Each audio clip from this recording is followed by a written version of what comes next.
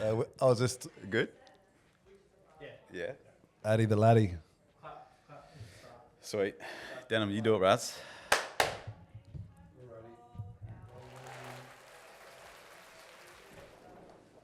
Thanks, boys. Thanks, mate. Cool. All right. What a crew, Blake. You got the mad crew. Oh, man. What a time, hey? Got Jonas Rasmussen here with us today, all the way down from the sunny coast, bro. You come down from the sunny coast today? Yeah, I Yeah? did. Thanks for having me, guys. I just make a little correction there. It's Jonas Désir.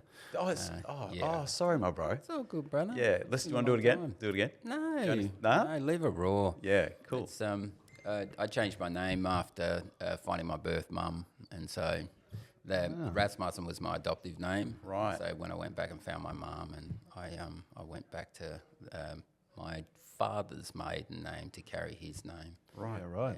Yeah. Is that a proper Haitian name or is Yeah, it? that's right, Desir. Yeah, Desir. yeah. My mum's Raymond and my father's Desir.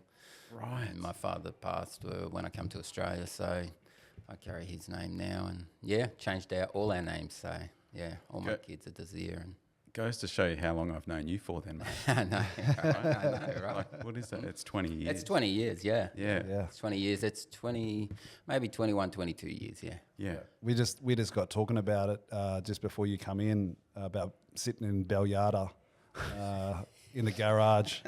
Jonas is like, yeah, we don't want to bring those guys up, and I'm like, yeah. Now, listen. Neither of us want to bring those guys up that we were, but Blake's still the same, still eating his kale, still pumping iron, still handsome. handsome, Still has still the entrepreneurial. Yes. And still level. It's just consistent. He is. I love it. He's one of the most consistent dudes I've met. Many a men I've met have gone through metamorphosis, me included. Yeah. But not this lad. He's just the same. He just changes his occupation. Yeah, that's it. That's my diversity right there, bro. That's it. Just, all good. Bro, thanks for coming down, man. Thanks for having me, bro.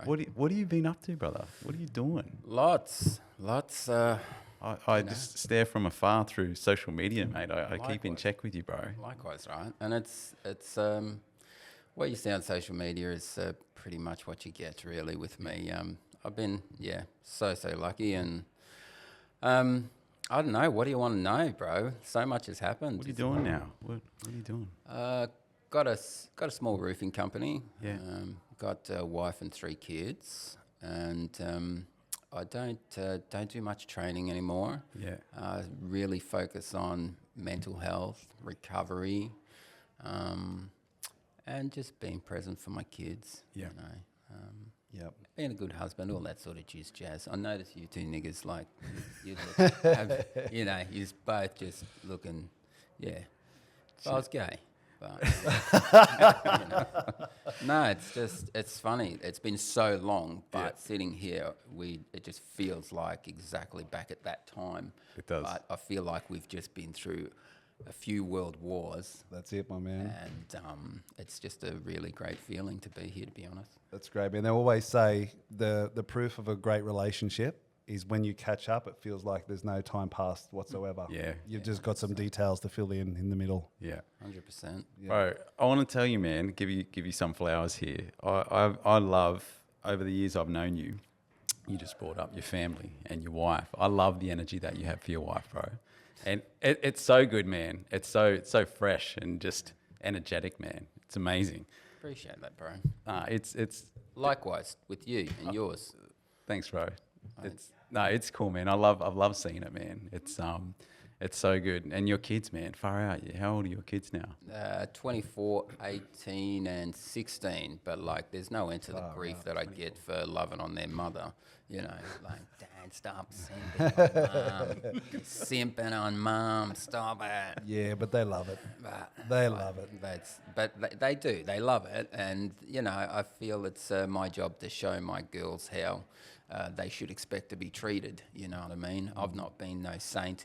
I've been with my wife 23 years. Yeah. You know what I mean? And we've been through so many ups and downs. She supported me through addiction, finding had my kids, supported me through finding my mum, helped me find my mum and stuff. So I've just got so much to be grateful for her for. And like I say, there's been so many ups and downs during that time where it's my way of, giving back and reaffirming my love for her. I often think that, I don't care that I'm getting old and things are falling apart. There's no six-pack anymore, and I can't I don't fight believe it. 10 rounds and all that sort of stuff. I only care as long as she's happy, I'm happy. It's Bro, I was watching this Instagram clip the other day, and it was this young lad talking about a young Maori lad talking about his parents, and he was saying, "My dad, I always watched him love my mum, Yeah. and he was my hero, and my hero always loved my mum and treated her like a queen." Yeah. And he said that was the best example that a man, that my role model could ever have given me, was how to treat a woman and how to treat my mum. Absolutely. And he adored her. And I'm like, wow, what an amazing legacy to leave your son. Yeah. And bro, that's what you're doing, man. You're leaving that legacy. As cringy as it is, right?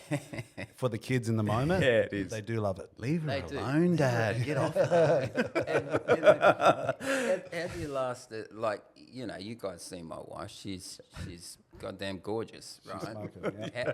You keep it alive by being gorgeous to each other, by, keeping the excitement there. So, Bro, I've got one of the, we're talking about kids before and being a great example. I actually want to tell you this. I got the best memory. It's Malik, right? Your that's eldest boy? Yeah. Yeah. Yeah. Shout out to Milk. Yeah. Rap name. Is it? Yeah. Look out. Yeah, sweet, man. I don't even think I've heard his stuff, man. Yeah. He's got, it's hard, yeah. is it on Spotify? Don't We know. should, if you got any, we should chuck some on. But yeah, one of the best memories. I was sort of thinking, I was just reminiscing a little bit about the memories, and there's one that stands out to me, and it's crazy that this jumped in my mind. It was actually at a fight night where you were fighting, right? And I can't even remember where it was, but I remember. XFC. Yeah, and I remember going. I was there. Leonie was with me, one of Leonie's friends, Ada and Malik, and how old would he have been? Like that's probably It's a decade ago. 12 years ago. So he's sort of young teens? Yeah. Would have been young teens? Yeah, had a mohawk, right?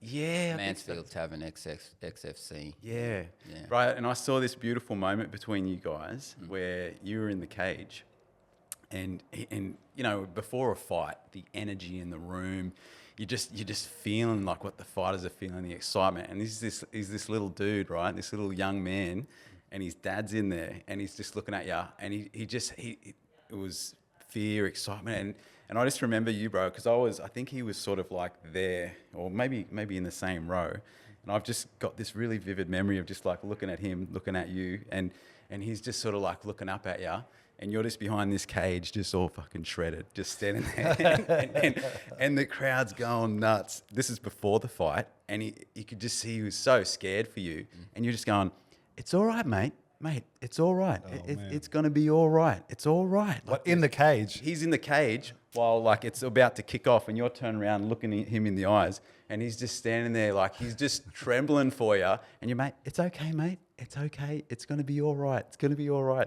And he's just like, he was just ready to lose it. And then, bro, you just went in there and fucking walloped that dude.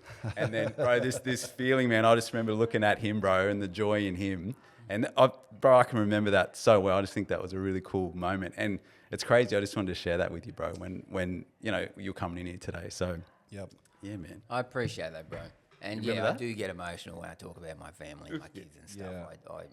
I'm sorry. I remember it. And yeah, it's he's my boy. It's amazing, man. I think about so many things to be grateful for, and that's why I shed these ridiculous tears, because I'm just so fortunate.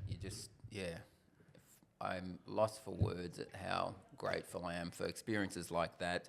Having you guys there, like you have my back, and that was a big night for us. And I remember I forgot about that until you mentioned it. Yeah. But yes, that's what you do as a dad, isn't it? You just want the best for your kids. You want to just give them anything and everything. You want to give them that reassurance no matter what's going on. You want to be able to, you know, To have the Comfort 'em. to have the wherewithal inside the cage Yeah. whilst you're about to fight to give comfort to your son. That's pretty cool, man. I think it's what we all do as parents, you know. It is, man. Yeah, a lot of memories, brother. It's funny.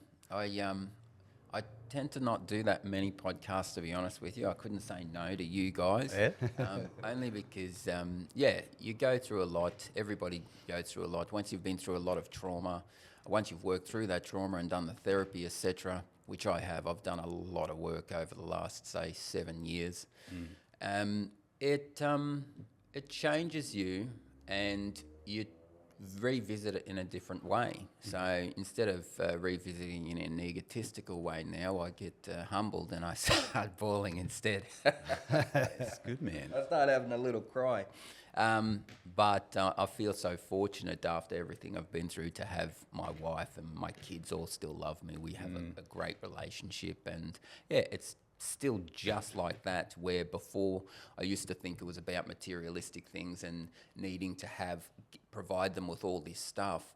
The Malik is one of those ones where I get emotional about, because he was always like, none of that ever mattered to him. My time mattered to him, and I didn't have it back then, you see. And so time matters to your kids. The money really doesn't. It just, when you're a baby raising a baby, it's hard to juggle all those things and prioritise what's important.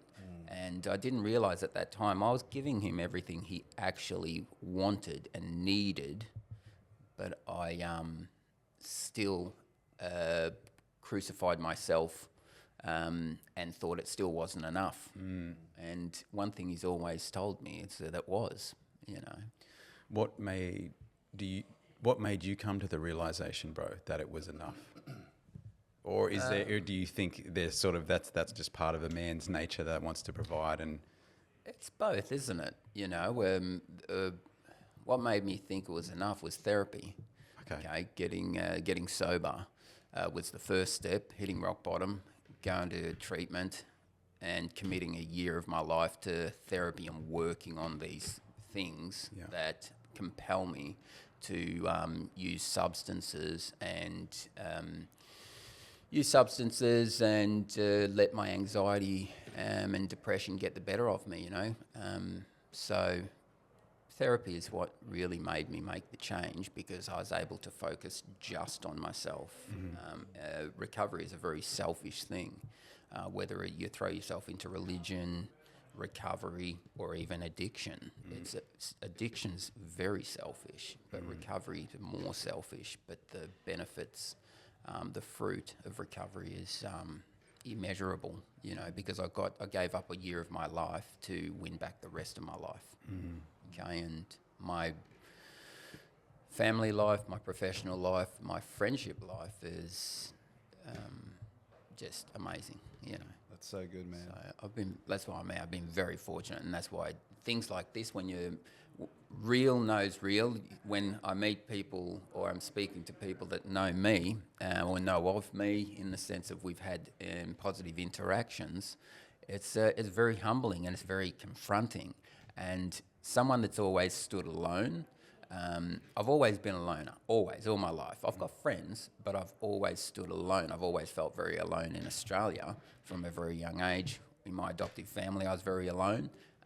And when I was out on the streets, I was very alone. So my whole life, I've always felt alone, always stood alone. And so now learning to stand with people, it's a bit of a task, you know. It really is. Being in this moment right now and trying to stay in it, hang with you guys, it is a little bit of a task because I know that the World Wide Web's listening as well. Yeah. You know. We'll edit some of this shit out, bro, if we a couple of fucking beep buttons in here. No. Oh, I shouldn't be swearing and Nah, bro. Anything goes in here. Anything goes, bro. Yeah. Just for you. Yeah.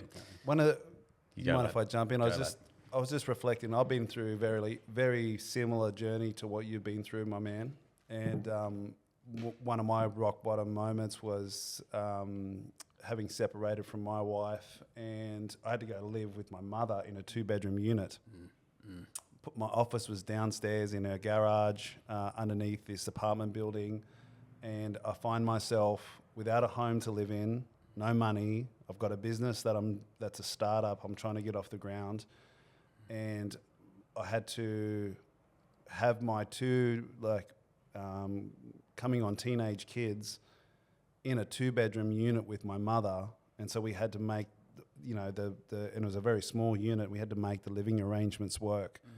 And we just spent every night, I just made it an adventure, and we'd go down to Mooloolabah's new big play equipment, and I'd be going down the slides with them, and we just made the most of the time that we were there. But it was that unfortunate circumstances that we're in. I wasn't able to provide for them as a man. I wasn't able to give them a nice home to live in, or buy them nice things or whatever, because of the nature of the separation and having a startup and coming off the back of depression, all that sort of stuff, starting my journey with counselling. But my kids now, we always reflect back on that time, and they go, that was the best time that we ever had together. And at the time, I struggled with, shit, we're all crammed in this little unit. What is my ex-partner thinking? What is my... how do people view me? I can't provide a home for my kids. But they look back on that and go, Dad, that was amazing, because we just hang together. We spent time together. Yes. And we don't really value that. Yeah. Do you think it's because you prioritised them in that moment? Absolutely, yeah. Yeah. My focus was on them, and they look back on that. I started to look back on that time and go, oh man, that was rough, because I wasn't able to be the provider. But what I was providing in the absence of a big home, a room for each of them, I was providing me and my time and my input. And out of that season, our relationships were so much more richer. Yeah. Yeah. So, that's so cool, bro. I can 100% relate to that. This is why, like all of us, I protect my family like nothing else, because it's just like we're in a demountable right now. So I'm buying my first home at 43 years old.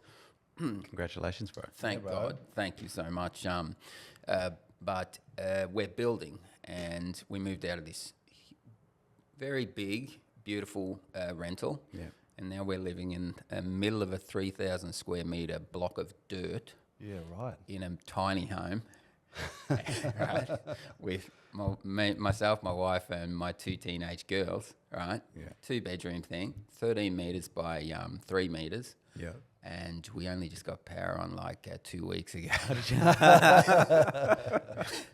So we've been living off a generator for 2.5 months, right? Wow. And it was a shock to the system for the girls. And I thought, where's my vanity? Right, get this. I thought, this is going to be cool, because we always operate really well in smaller sort of places anyway, tight, because we're tight like that. Yep. But now they're teenagers. Oh, my God. Yeah, it was a bit different. It was a bit different, mate. Black girls and hair. All you sisters know what I'm talking about. And so it's... Even, this morning driving, my daughter's working, and we're looking for a car for her. I haven't found the right one yet. So we're just cruising about it, and she's cool about it. And so we've got a few cars in the business, and all the other ones are out making money. And so she said, Dad, I need your car tomorrow. Right. I'm coming down here. So I get banished to the runabout, And it's just things like this that I really, I just really love these. They're just compromises that you don't even give them a thought now. They're just a blip on the radar, and you just think, you know what, honey, why didn't I teach you to drive manual? You could have taken the runabout and driven 2 hours. But I just, life, moments like this, just my ADD or ADHD, whatever it is, undiagnosed, just everything just like...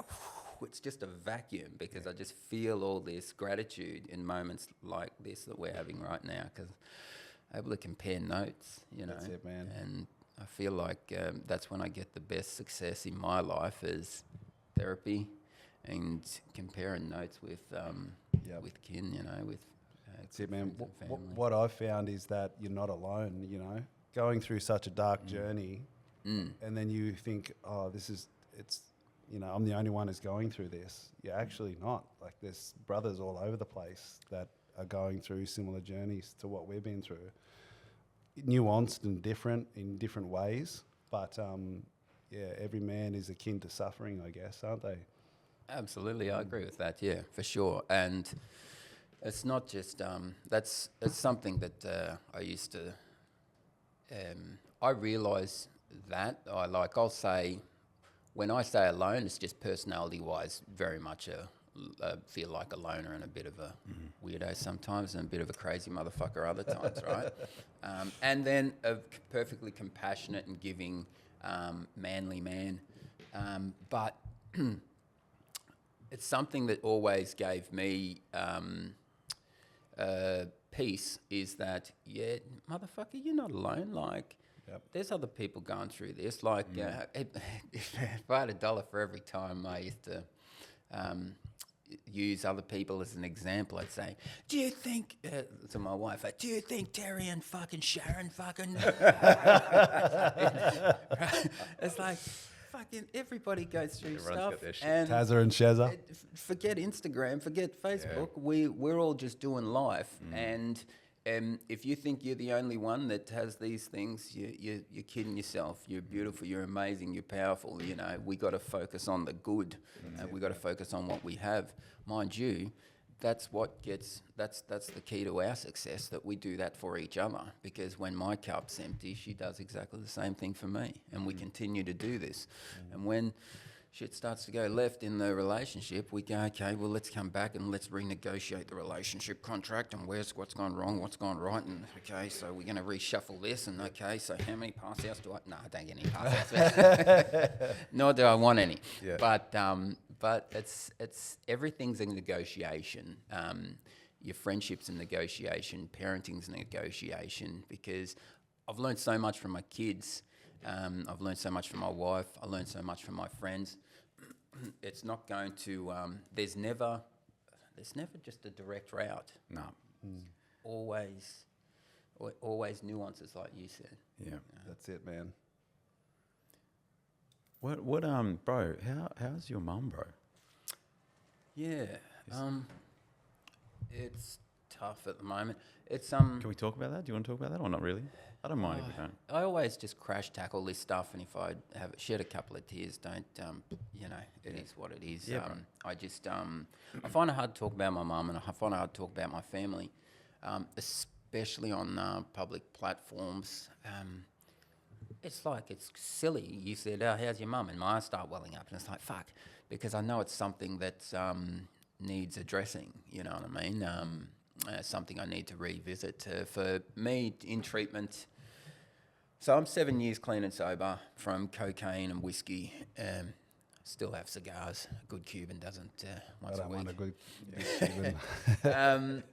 But I'm clean and sober, and part of that was dealing with my adoption, the trauma I'd gone through, and never had anything against my mum. Always, she's just everything to me. Finding my mum 20 years later after my adoption was the best thing. It's still the best, it's the most spiritual feeling I've ever had, and I've said that 1,000 times because it is. And I have had a spiritual awakening. Yeah, but reconnecting with my birth mum, there's just nothing like it. So fortunate. Like when you probably look at that, like the possibility of that coming together, and that's incredible. That story, man. It's never thought it would happen. Like when you're in a really volatile, abusive home relationship as a kid. And you're walking around on eggshells, and you don't fit in. You're not getting love from home. You're not getting love out in public, of course. And so I was just in a constant state of anxiety my whole life. And so that turned me into a bit of a delinquent, and I was out on the streets about 13, 14, something like that. But at 27, that's when I found my mum, and hadn't seen her or spoken to her, and you boys seen her on TV and all that sort of jazz. But I still can't watch that video because I burst out crying, you know, because it's just that moment. I just felt whole again. I felt connected. I just felt like, oh my goodness, I just feel like all this weight come off, all this weight come off me, and I just like, and it just, I find it. It's hard to talk about in the sense that I just get emotional about it, and that it just you're reliving that moment over and over and over. And even though it's a good feeling, it's you don't want to be walking around crying all fucking day. Tears of joy, bro. Yeah, It's I'll say that things in Haiti are really, really, they're the worst they've ever been at the moment. Okay. And so they've had to abandon the house that we built years ago. That fight that you supported me in, Right. that built my mum a house, right? Wow. People donated money, and of course I worked my ass off you did. and put as much money in as we could, and we built mum a house. And so they've had to abandon that because the president was shot a few years ago by militants, and the country's in chaos. And so they had to abandon that, and they've gone up into the countryside, and they're hiding out with my mum, oh man. my brother, my sister, my 3 nieces, and my nephew, you know. And so that weighs on me in the back of my mind. But I have to put this stuff, I have to put things aside. Like I have to push that aside. So when I went to treatment, I realised I had to do this to focus, make myself successful here, so I could support them better in Haiti. And so I've done the same thing every month, is send mum a good bit of money, so every single month, so they can live on that. And that's not much more contact than that, apart from calling up and saying hello, you know, sending love in that way, right? Just and a few video chats like that. But I have to stay like that, otherwise I get sucked into a power vacuum of trying to fix everything for them. Like burden bearing. You bear their burdens. Yeah, and it's like heavy. you wouldn't believe. Like you wouldn't believe. Like, and I want to. Like, it's my honour to support my mum. This is what my dad would have wanted. Like, my dad is. My mum, she even told me, you know, like I was his best friend. He used to take me everywhere with him, right?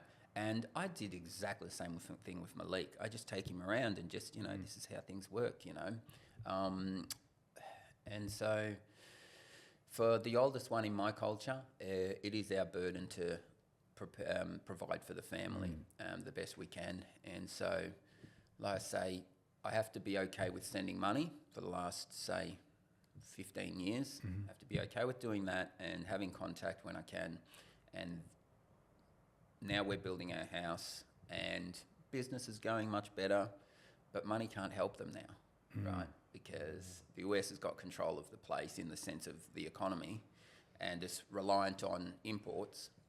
And so it doesn't matter how much money we send, it doesn't do anything because they're not safe. There's people, a lot of rapes, a lot of killings, and it's just nothing you can do about it. So I try to put it at the back of my head. And the benevolent Clintons didn't really help much with their foundation. No, they didn't, bro. There's just so much corruption, and there's nothing you can do about it. You feel powerless, but like I say, my focus is maintaining my mental health, so I can be the best that I can be for them, know that I'm doing the most that I can, and things are going to get better over the next few years, but they've still got to live every single day in that crazy environment, you know. It's very dangerous for women. Wow, man, that's tough. I was going to ask you, man, like how you come to find so much gratitude in your life, but obviously right there, there's a reminder of what you have. Yeah, bro. Like rock bottom. You know, you've been there, Denym, I assume. Yeah. Well, yep. It's your second chance of life. Because living in denial just fucked me up. And this is the thing, I won't take too much time, but breaking down what rock bottom or crashing, whatever people want to call it is, or depression, for me, it was a combination of thinking of my family back in Haiti, how I can just instantly make their situation better. Like I feel like they should be able to have the sort of life I've got here. So I've got that financial burden. I've got the burden of not having a business or a trade, a way of keeping a roof stable over my own family's head and looking after my own children. Then you got all the racist shit and the, normal day-to-day minority of Australia, right? Because Australia's fucking awesome. It's a great country, but you do have to deal with racism on a day-to-day basis. Sometimes it's not too heavy, and look, funny's funny. If someone tells me a good black joke, I'm all fucking for it. Right? If one of my mates says nigger when he's had too many beers, it's the intent that matters. Yeah. Was that motherfucker trying to be funny? Yeah.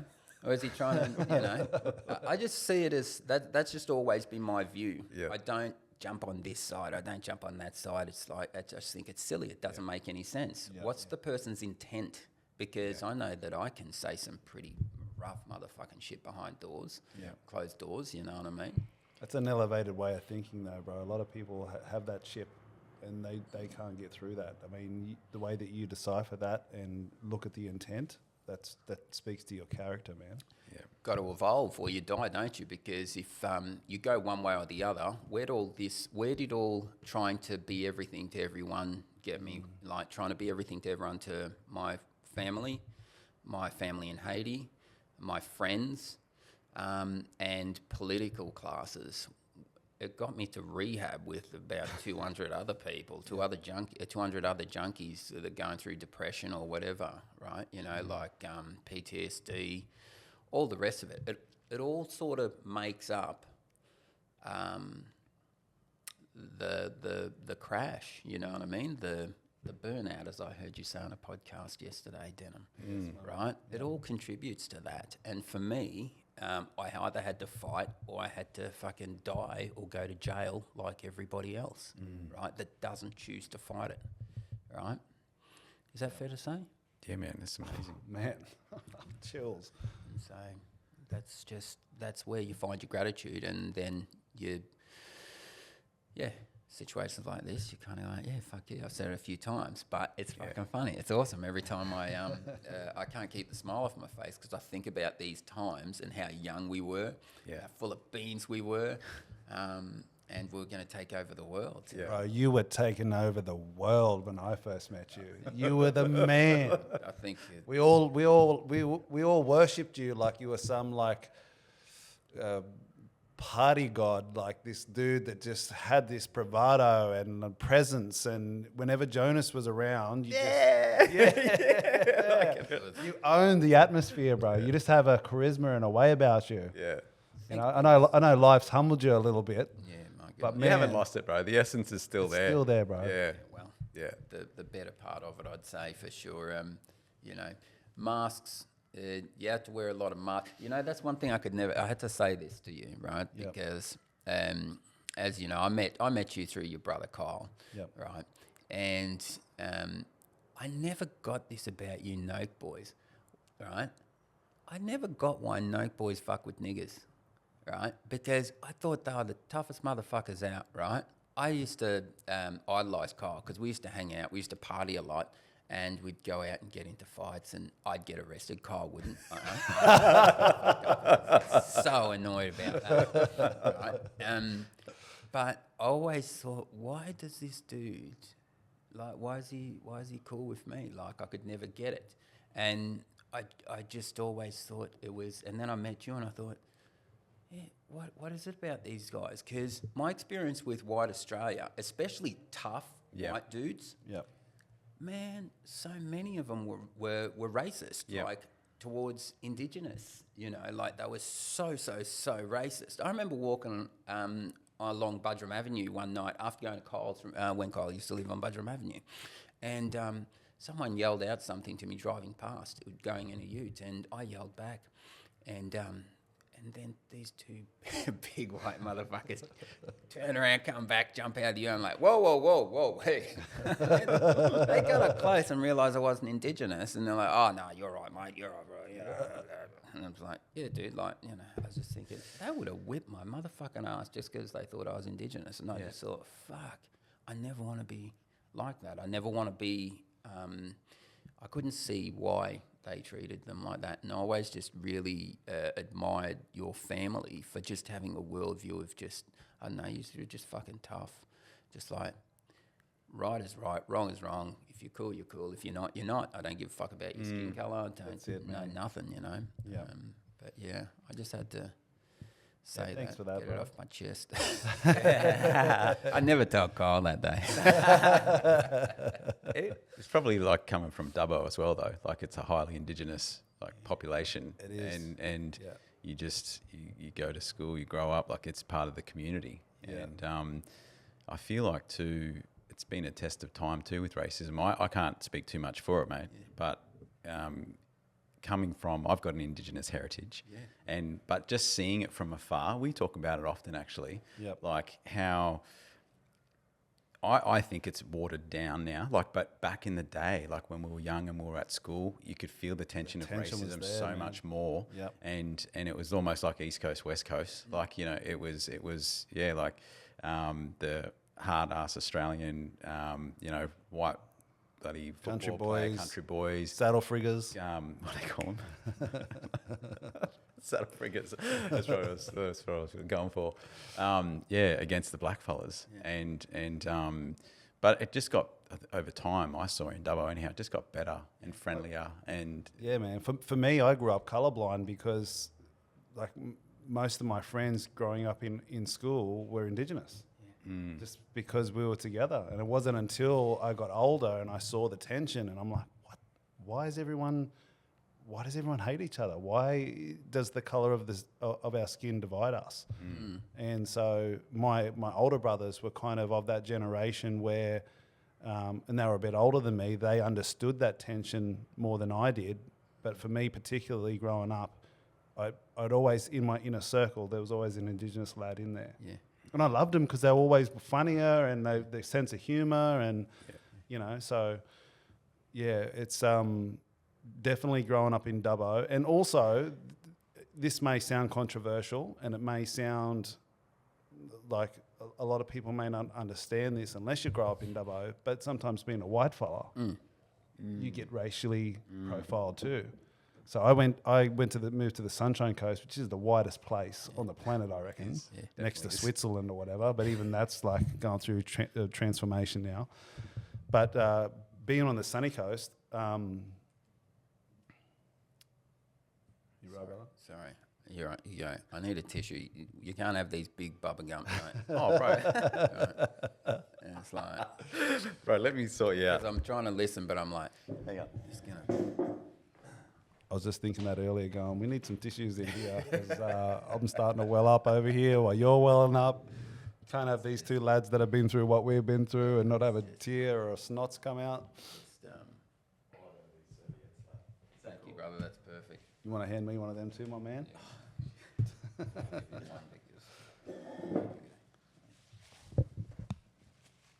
Press some button there, Jamie, while we blow. No, is there? Go. Oh, no, I was too loud. Yeah, no, that was good. That's sweet. But what I was saying was, Sorry. no, that's all right. It's I'm glad you did because I needed one too. But I've actually, so there's two instances in my life. Like I grew up in Dubbo, and I remember being called pelican shit. And what else did I get called? Your white dog, your white cunt, your white everything. And I remember when I'd been to the Sunshine Coast for probably 2 years at this stage. I took my girlfriend at the time back to Dubbo for a visit, for a funeral. And mind you, the what do you call it? The crematorium is right next door to the abattoirs. So that's a little side story there. We'd be sitting at the funeral while my nan had been cremated, and all you can smell is flesh. And my girlfriend at the time going, "Is that the smell of the body?" I'm like, "Nah, that's just the abattoirs, the animals down the road getting slaughtered." Anyway, that's Dubbo for you. But in Dubbo, we went back for that funeral, and I'm walking down the Macquarie Street, Main Street, and I'm excited to be back. Like I'm got the smile on my face from ear to ear. I'm walking along, got my missus hanging off my arm, and I literally like took one look to the side at this guy because he was staring at me, and I looked forward, and he's, "What are you doing, you white cunt?" That's the first interaction I had when I was back in Dubbo, walking down the main street, and then when I moved to the Sunshine Coast, then down to Brisbane, I got adopted by a Samoan family. Yeah. Who I just adore, the Polynesian culture, but I'd never been exposed to their culture before. And I learned a few words along the way. And so because I was part of this big church movement in Brisbane, and there was lots of Polynesians, I could hear pakia and palangi and all these words. I could hear them talking about me and saying these comments, but I started to catch on because I could hear what they were saying. So for me, I've had experiences both in Dubbo growing up and both and when I moved to Brisbane, where I felt that, I don't know if you call it reverse racism, but it's racism, whatever it is. And so I've also got that compassion as well. So it's sort of like, I don't understand what it's like. I'm not trying to pretend like I know what you deal with every day, but I've had enough of it to go, that fucking sucks. Yeah, it would suck, and it feels exactly the same. I would call it reverse racism. I am the token black guy, always, right? Did Luke call you Frank? Yeah. And I was like, Shout you out mean to like Frankie. Frank Lucas or something? Yeah. Like, I love that gangster. That was our token black man from our childhood. Yeah, but I do Africa. remember hearing about him, right? Yeah. But it's when you are the token black guy, right? Doesn't matter whether it's on a construction site, a civil site, a high-rise construction site, at the bar, whatever, the footy team. Yep. Doesn't really matter. That there is, I can only speak for myself. There is that feeling of you seeking approval, just like any other, just like anybody else seeking approval from their peers, I guess. But the point of difference is, what are they? You're always thinking about when the judgment for your skin color is something that's always at the forefront of your mind, because you don't know how other people are going to receive you simply because of your skin color, right? Yep. Now, in the instances where you've received racism, that it feels a bit shit. You kind of like you kind of go, you give people grace, but I don't see how that's any different from when I receive it. I might get it more frequently. I could tell you of 100,000 different experiences, but I just see racism as racism. If I could be racist towards in business. Everyone started sweating. In business, there's cultures where I would might get haggled a bit harder and dread that phone call. I guess I just see it as I used to think. I know what I'm trying to say, but I just can't find the words, so bear with me. I've had people encounter me and try be overprotective and try and apologise for being white, right? And I've had people that are the opposite and overtly racist. I've had people, let's just say, I've also taken on tried both sides. I've tried, well, let's try be the victim. Okay, it never sat right with me being the victim, but I thought, no, well, if there's so many people keep saying it, maybe I should be considering this stuff. Maybe, I should be expecting something from, such and such.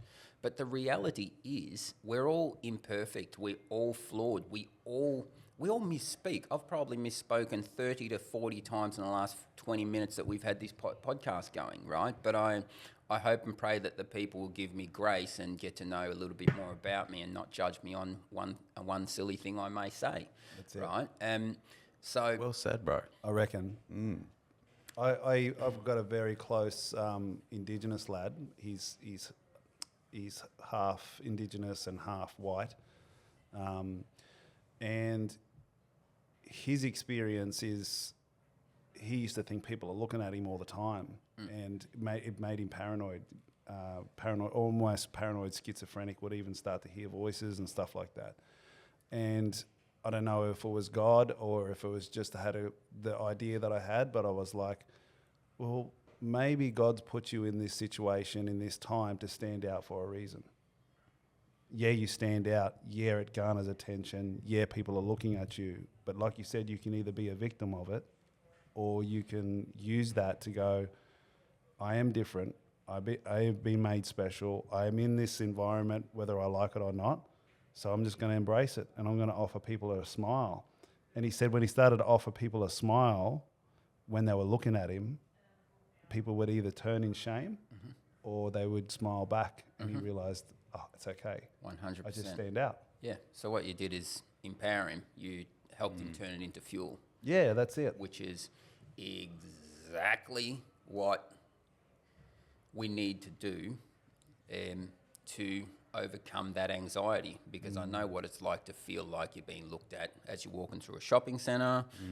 As I'm sitting at a food court, I never used to be able to eat in public when I was younger. Like, I just couldn't do it. I just feel so anxious, especially I grew up in Ballarat, Victoria. I was adopted from Haiti straight to Ballarat, Victoria, and there's not many black people back then in Ballarat at all.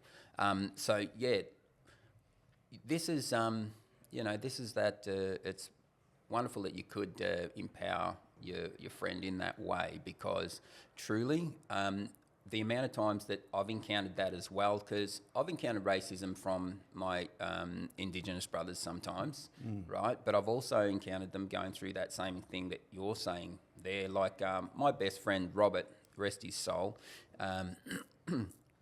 he committed suicide about a decade ago.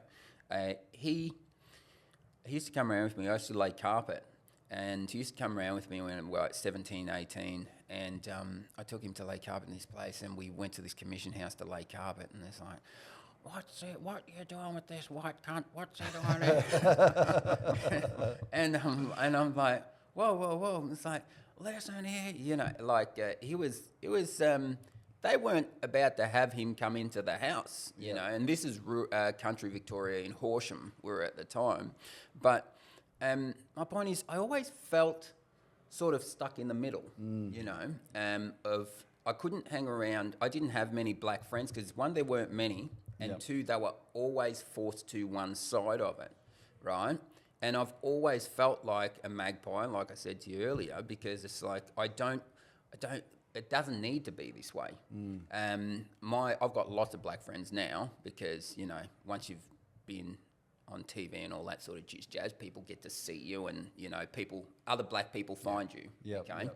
And I guess you could say the best way for me to explain it is that I found that you find a lot more people think alike now. We're all just looking for that attitude of just getting by and stepping up and not playing the victim to the racism, because it's the only way to be successful, really, is to figure out what I need to do out here. So every time I go out in public, I think we all do. We all put on a bit of a mask, or we grab our briefcase, and we get about that process of out there, I'm this.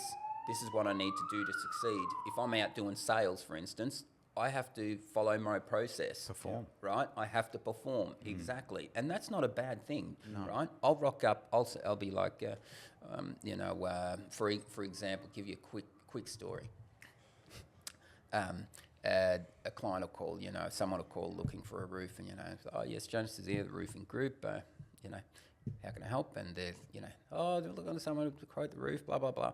Yeah, no problem at all. Look, what I can do is send you a preliminary quote, and my team will send that out, and if it's within budget, give us a call, and they'll organise a day and a time for me to come out. Oh, fantastic. Oh, you know, you've been most helpful, blah, blah, blah, blah. Yeah, no problem at all. Have a lovely day. Well, look, quote goes out. Oh, you know, it's in budget. They call Ada, usually. You know, oh, look, yeah, it looks great. Yeah, could we get him out? And yeah, jump in my car, you know, big, beautiful car, all the rest of it, all the sales speak, looking sharp, all the rest of it. Rock up Smelling good. smelling good, tuk, tuk, tuk. And open the door and it's like, hi, Jonas from the roofing group, just here to have a look at your roof. And sometimes you get, their face says, I thought you were white. You sounded white, you know? But in that moment, you've got to make a choice. Yeah. Am I going to help this person work through this and process this? Because it would be a fucking shock. I'm black as shit, right? I'm a black motherfucker, right? You can't see it on here, of course, but I'm as black as sin, right?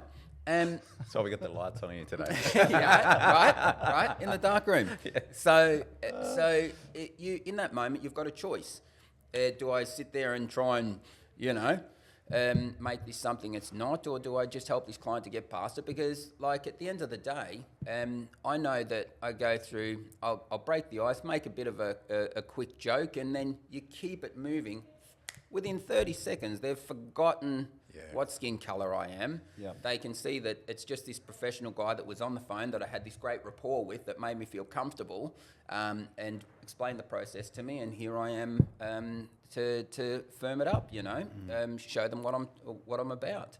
And so That's awesome, man. if you don't take that line of thinking, you are going to fail. Because if you're paranoid, if you get anxious, they're going to feel that energy. And of course they're going to feel uncomfortable. But that's not going to be because of my skin colour. It's because I didn't perform. Didn't connect. Right? Yeah. And that's on me. That's not on them. Yeah. Because they called the professional. So I can't, Now, flip side to that, sometimes you rock up, right? And I love my South African brothers, right? Everyone's grabbing for tissues again. You can't see this. Everyone's grabbing for towels and all sorts of shit, right? But every now and then, I will rock up to a house, and these people have been through some stuff. I'll put this disclaimer out there. They've been through some stuff that we can't understand. We cannot understand this in Australia. They're white. They're very eloquently spoken, but they have seen some shit that we could never dream of seeing in this country here, right? Sometimes I'll rock up and they will just not even let me put foot on their doorstep, simply because they're like, they are so overtly, outwardly racist that they just won't have a bar of you because you sounded white on the other side of the phone, but you rocked up and you were black. That happens a lot because we have a huge population here, and they are carrying a lot of racial trauma, right? Now, they probably won't be able to air this shit, but it's just, that's the reality that's the reality that I live. Their experiences have happened multiple times, even to the point where one of them said to my business partner one day about, what's he doing here? Why is he talking to me? Like, why, It's like, oh, that's my business partner. It's like, yeah, but, Kefa, Oh, dear. Do you, how, like we spoke about you experiencing racism in Australia, but how do you think, do you think Australia can compare to other countries like that? Like racism? Yeah, like as in South Africa. In the way of outwardly racist and violence, absolutely not. I don't think so. That's not my experience, okay? But I will make a distinction. There's a difference between the way I'm treated. Well, let's say this. There was a difference between the way I was treated and my Indigenous brothers and sisters were treated, right? I grew up in a household where even I was made to think that our Indigenous brothers and sisters were doing something wrong, like they were the getting everything for free, and all the stereotypes we've all heard them. Entitlement and all that stuff. Yeah. Where I was like, oh well, as long as I'm not seen as that, it'll be all right, I guess. But of course, you grow up and you realise no. They're saying exactly the same thing about you, essentially, because they see you as exactly the same, right? You just get treated slightly different because you might be African or Caribbean or exotic, right? The fuck, Yeah. So, but I forgot the full question. I hope that answered. No, man, that's great. I just remember hearing someone talk about this same thing that we're talking about with racism, and it's like we can either succumb to being the victim, And then, or if you think about it like this, we've all got, I think it's Jordan Peterson said this, but we've all got an amount of focus points. And if half your focus points in a day, let's just say you've got 5, and 3 of those focus points is focused on, I'm a victim, everyone's racist, everyone's out to get me, then the 2 focus points you got left over, you're not going to be able to achieve much with. And that's what I was counselling that dear brother of mine, is that you've got 5 focus points and you've got 4 of them focused on this one thing. And you're wondering why you can't achieve anything or get anywhere, and why you're hearing voices and it's so overwhelming for you, is because your mental capacity is taken up with thinking that everyone's out to get you. Fear. Hold that, brothers. Sorry, man. Yeah, I just noticed it. Have a little break. Bro, you're on fire, man. Bro, you've got such a voice, bro. Yeah, man. Oh, sorry. No, sorry, I ramble on a bit. I just I just get locked in because it's so good talking to you guys. It's just so it just gets me thinking, and it just This is it. This is what we wanted, brother. This Yeah. is awesome. Yeah, yeah, You're yeah. not Bro, rambling. Nothing's a ramble. Yeah, we don't want to filter anything, bro. Like let's just go where it goes. oh, Yeah. sweet. Yeah, this is I'm us. loving this, man. Yeah. This is my favourite Oh, one likewise. to date. It's nice to be able to just have a chat, just with your boys. It's anyway. It's nice to see you. Yeah, likewise, I'm so, bro. stoked to see you. Yeah. Um, All good? What was it? Just one more card, just. I was changing over. Ah, right. Switch over another Cool. card, so Cool. just Yeah. another 1 hour. Yeah, sweet. What do you got? What exactly have you got? So there was 1 hour and then 56 minutes. Yeah, cool, bro. All right. Thanks, man. Appreciate that, bro. Thanks, brother. Yeah, let's do it. Bro, you honestly, man, you have got such a voice in this pocket. Do you do anything as far as? I mean, you're a man of your family. That's bloody one thing for sure. Do you extend that sort of to a community outside of that? Like, do you have the energy or the capacity for that? yeah, I do a little bit. I do what I can cope with, and like I say, always just try to put my mental health first. Yeah. I consult my wife before I do anything, to be honest, man. I'm having the most success in my life purely because I try and stay present, I do a bit of public speaking. When I get asked, I'll consider it. If I can add value, I'll do it. If I can't add value, I just don't do it because it's sort of a waste of time. And do I have to go and be something? I'll tell you, not to harp on about racism too much, because it's something I like talking about it in a way that's fair and not biased in one way or the other.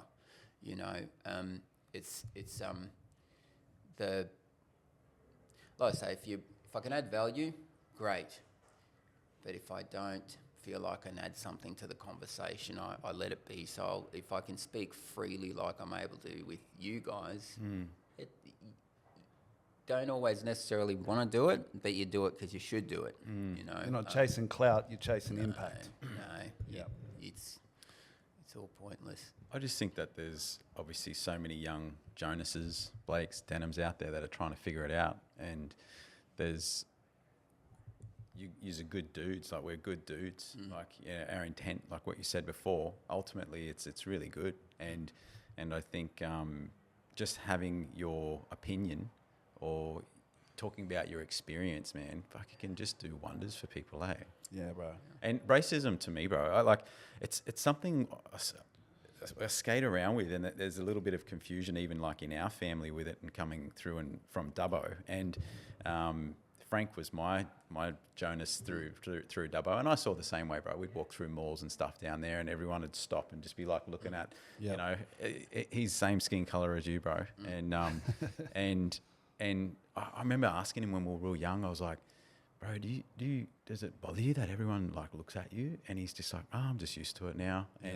And yeah, I don't know, man. But he was loved, bro. Like, but I tell you who, the Indigenous community embraced him because he was black. Like, and if anything, they were the watered down, like, you know, like, because they're not like your Darwin Aboriginals or, you know, like Western Australia. Like it's definitely being watered down out there, but so to speak.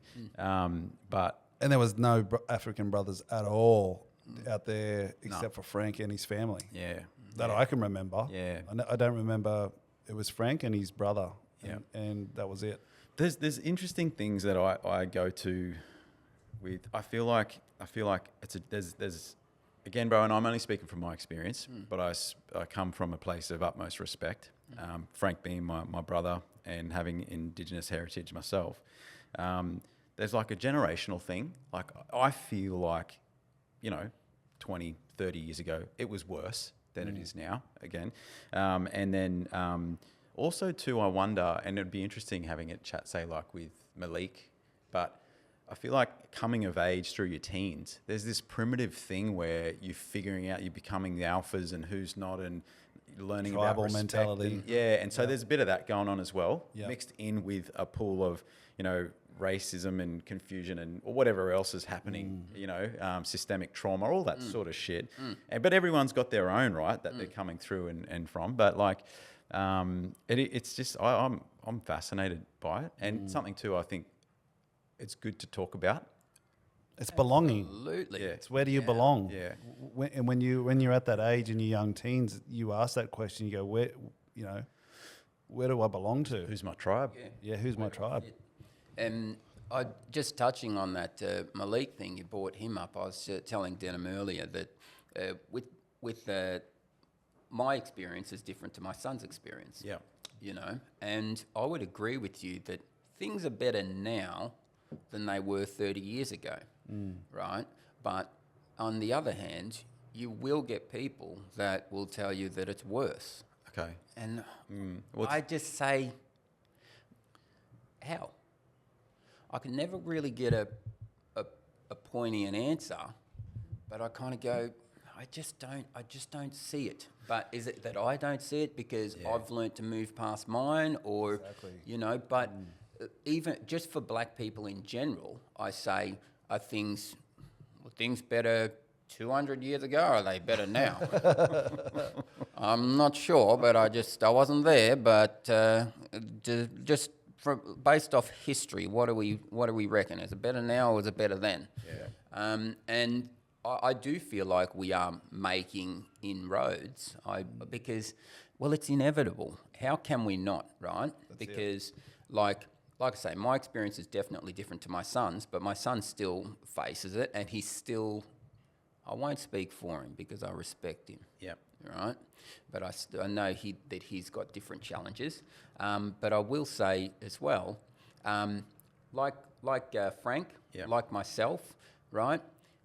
When we were younger, having six packs, being shredded, being fast muscle fibers, twitching, you know, all that sort of jazz. It could be our saw, or it could be our sword. Yep. You know, and I feel like biology will defeat us all, because I tell you now, right? I was always going to marry a mixed lady, right? And why is that, Blake? Right? Come on, nigga. Why is that? Why is that? Because they're the hottest. Yeah, that's right. That's our What did you say flavour. before? Okay. I don't mind me some Don't brown bring me into this shit. I don't mind me some brown sugar too.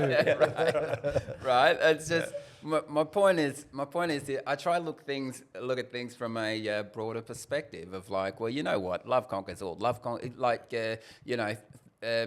Maybe 50, 60 years ago, blacks, I could marry Ada, okay, because Ada would be considered white, even though societal-wise she's treated as black or white, you know, depending on which neighbourhood she's in, right?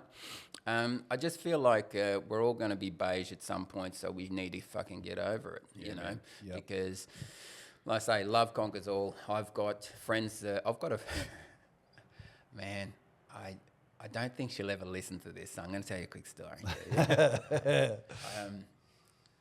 I can't ever use names or anything, but there's someone I care about a lot. Yeah. She's a lovely person, and they're married to a black person, and no, I can't say it. I can't say it. Can't But do it? What I will do is just say, look, there's people still out there today in 2025 that don't realise how hugely racist their viewpoint, that they hold a racist viewpoint, but they fell in love with a nigger. Right?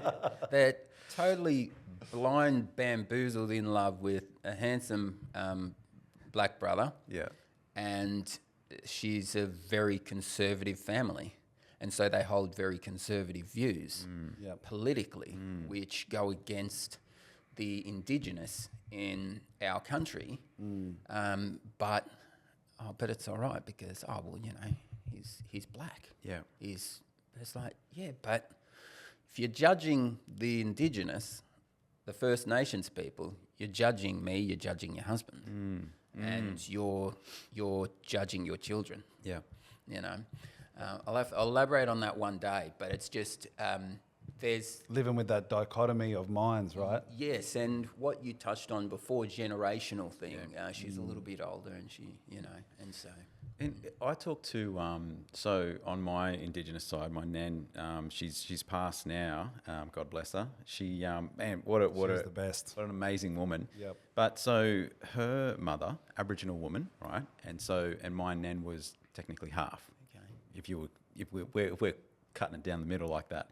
But like I read, so and her brother was a writer, and he's written some amazing books about just how it was back in the day. Talks a lot about racism, and he Shout out to Uncle Harold. Uncle Harold, yeah.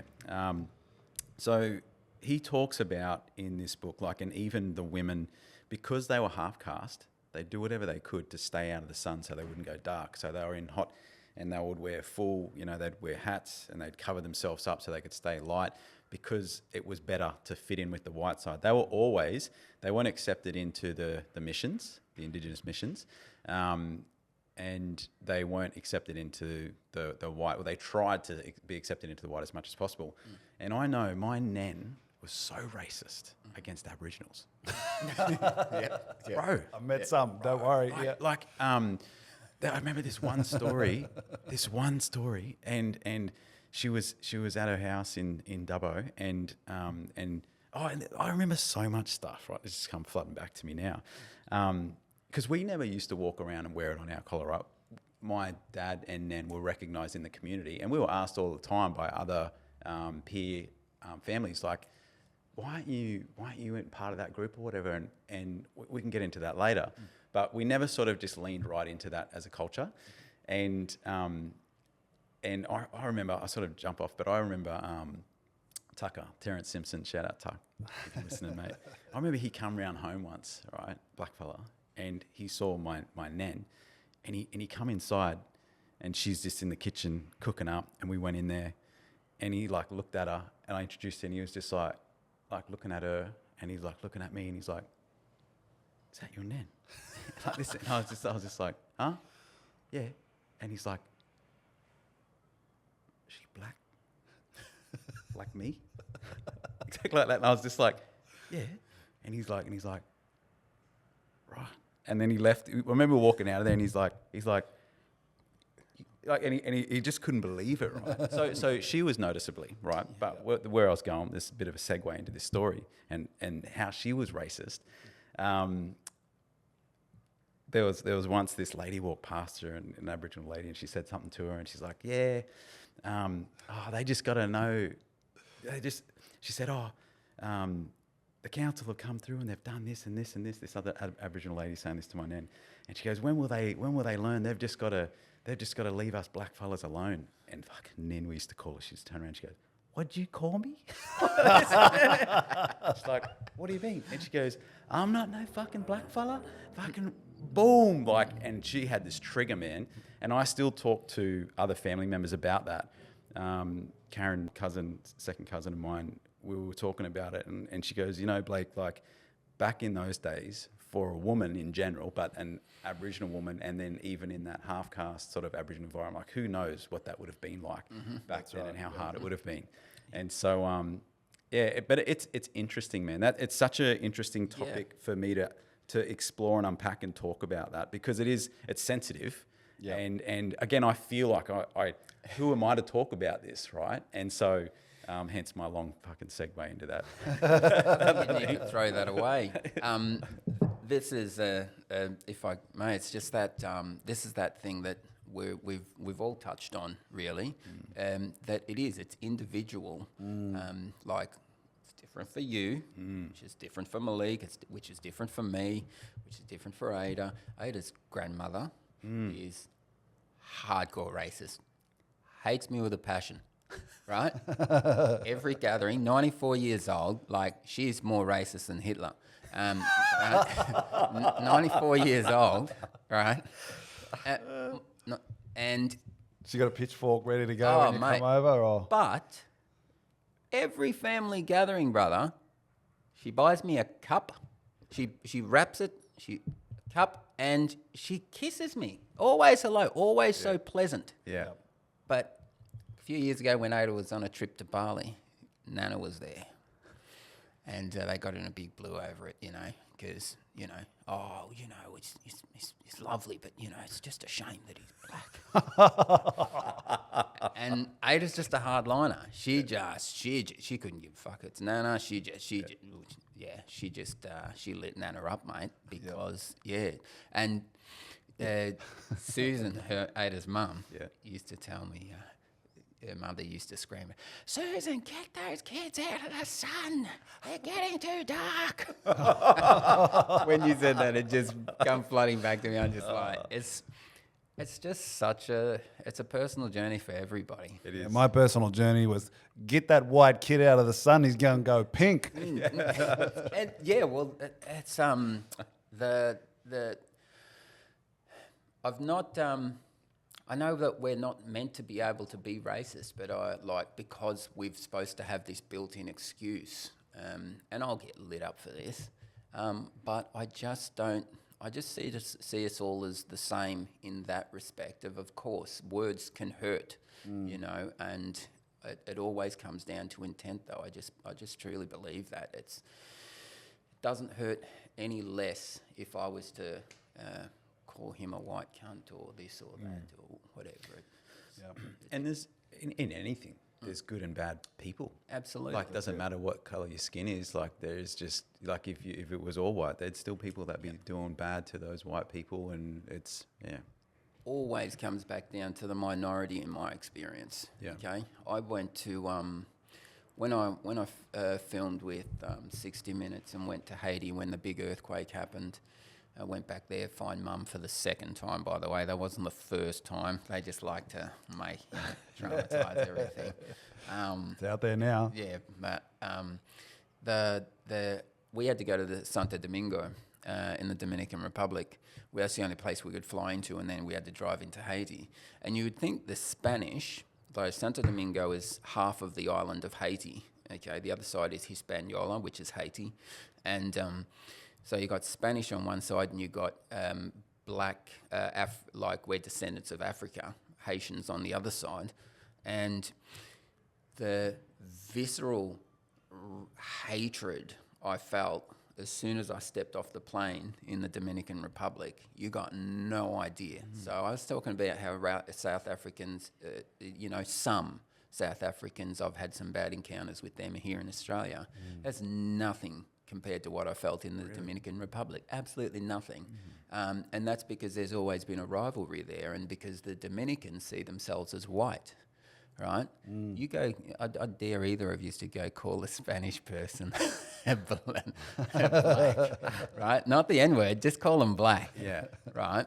They will not accept it, okay? Whether it's New York or the Dominican Republic, I don't know how they feel in Spain, but they see themselves as white. Right. And so they always seen themselves above us. And I was really shocked because I thought, these people, I'd never been to the Dominican since I was probably 4 or 5 years old. But yeah, it was really scary, right? And so my point is that you'll find you can find racism anywhere, right? I'll find it in little pockets in Australian community, but I can also find it all over the place in the US. I can find it in the Dominican. I could find it in Haiti if I was a Dominican. Yeah. You If know? a white fella can find racism for being white in Australia, Yeah. it's everywhere, brother. Right. Yeah. And like I say, I've witnessed that myself as well, and I just still, how can that be excused? How can it not be wrong? It doesn't make sense. I love your journey that you've been talking about, though. It's kind of like you've come to this place where you're not a victim of it anymore. You see it differently, and I wonder whether or not that's part of the culture change. Is that more and more people like yourself see that differently, and for those who are saying, "Well, it's just as bad as it used to be," it's because they've not yet been on that healing journey of understanding, and all of that stuff that's coming at them is so fresh and so real that they haven't got that perspective yet of, I can either waste all my focus points on this, or I can focus on my family and God and whatever else that sustains me, and I'm going to just focus on that. Absolutely, I'd agree with that 100%. That's why you're such an inspiration, bro, because of where you're at, because of what you've been through. You've experienced it all and come out the other end, this man that you are now. Yeah, severely flawed and fucked up, but But aren't we all, brother? that's 100%. Aren't we all? But yeah. And I don't want to make you cry again, No, I'm not going to cry again. I'm done with crying. but your dad would be so proud of you, man. Hey, you motherfucker. He would, brother. You've taken on that name, Yeah. but it's the redemption story, and you're redeeming that name and carrying on a legacy that stopped with him. I'm proud of who you've become, man. I appreciate that, bro. And stop, because I do get emotional. It's funny. It's I always just have so much gratitude for finding my family again. It's just it's crazy, because it's something you never think you're gonna get when you're here and you're not getting love as a kid. That's the only thing that gave me real heavy trauma, is just that not having love as a child. And that's how come I love the shit out of my fucking kids, because I look for them to give me grief. I hate it when they do, but I love it, right? Because it's being real. It's being who they are. Yeah. It's being real. I talked to Malik, because Malik grew up between two households, right? He grew up between his mother's household and mine. We had him most of the time, naturally. Well, not naturally. It was just the way it worked out in my favour, which I was very grateful for. But I always tried to keep his mum in his life and stuff. Anyway, he was always, like you said earlier, it got me thinking about stuff and how many journeys me and Malik and I have been through, in the sense of me growing and watching him grow and him teaching me. Because I never spanked him ever as a child, not once, never laid a hand on him. My voice was always enough, okay, because he's a gentle soul in that way. But I'd say that I wish I had have been. I always feel guilt for not being more identifying and being more secure and stable within myself, to be able to give that more nurturing love and affection that he was seeking. Right. And so, we have big chats, and I was chatting to him the other week, and I was like, man, I apologise to him for things, just things of understanding where I couldn't provide, give him what he needed emotionally, right?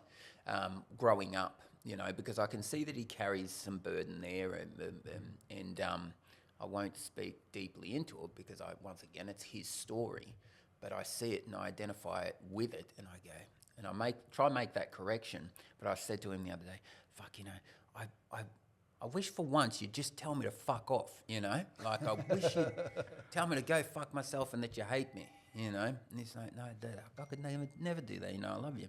And I'm like, yeah, but your sister does. And and we're so tight. Like, we just, because Amali, myself, and Malik, very similar. Okay. Just little bit control freaks, a little bit, you know, little But you bit. know where you sit with her. Yeah. And she's all sass, black girl sass, you know. And I love that because I just think, oh, it's challenging. I see that. I see me in that, and I think, yep, you know, you go. I want you to be tough. I want you to be tough like that. Yeah. You know. But yeah, just having that conversation, it just makes me think. It made me think of him, and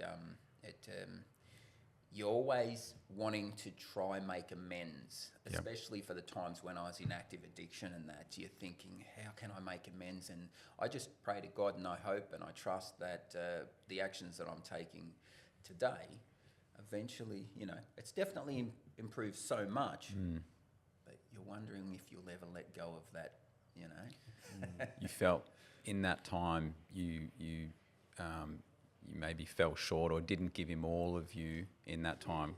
Is that, yeah? Yes. Because I was learning to survive myself. And that's not an excuse. It's no excuse, right? Because if I had have not been fear-filled, I would have been able to sit in the presence. But I took myself out of being present by self-medicating. Yeah. Or getting addicted to fighting, for instance, like fight training. You know, I didn't fight that much, but I loved fight training because it just get that dopamine fix. I'd be able to just get all that, you know. Bro, can I ask you, man, when you were in the midst of your addiction, like what was the defining moment that made you like identify and go, fuck, I need to change something here? Okay. Do you mind if I ask you that? No, absolutely not. Give me a sec.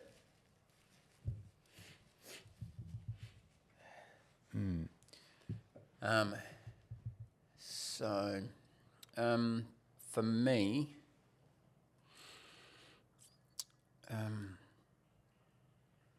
all right. So for me, it was a very slow process, gradual process. Right. Okay. So I reckon the night after the fight night. Yeah. Okay. The night after the fight night, I stopped training full time and I decided to focus just on working as hard as I can to try to provide stable, make money for mum, but provide a more stable home life for Ada, you know, because that's what doing the right thing by her, because she supported me with my mum for so long, right? And so by doing that, I thought, work really hard. But then I wasn't training anywhere near as much, so I'm not getting the camaraderie, I'm not getting the stability that a mixed martial arts gym will give you, especially when you've been accepted into like the pro team, the fight team, and you're able to roll and train with, you know, the best fighters. You bleed together. Yeah, that's right. And so you go through some wars and it's great. It's a great camaraderie. It's a great grounding tool for me. Because of my traumas and all the things I've been through my adoption, etc., I need a very strong base. I just need it. That's what my mind needs, because otherwise I'll divert and go, you know, left to my own devices, I will crash and burn. So that, for me, was the first mistake I made by not training as much, okay? And then working myself to the ground and then not feeling like I was getting anywhere, and then started self-medicating with alcohol. No one even knew, you know? And then I found I'd already tried cocaine, of course. But When you say self-medicating with alcohol, like what did that mean? Like, is that one drink a day or like? Or come home. I'd come home from work, and no, I hadn't drunk in years. Right? Probably 6-7 years, and that was my thing. I knew that's what I needed to do to stay on track, right? Yeah. And I went to someone's place and they offered me a drink, and I thought, I haven't drunk in years. It should be all right, you know. Yeah. And so I had a drink. And then I thought, you know what, that was pretty cool. And I was pretty cool on it. Like, I was pretty straight. Like, everything was nothing, you know, not too loose. And I thought, cool. Didn't get yourself in trouble. Right? And I didn't get myself in got all trouble. my clothes on. Right? Still got all my clothes on. And so I thought, no problem. And so I ended up buying a bottle of gin and hiding it in my garage. And every night before I needed to go to sleep, because I couldn't stop my head, I would have a glass of gin. And Ada could never smell it, right?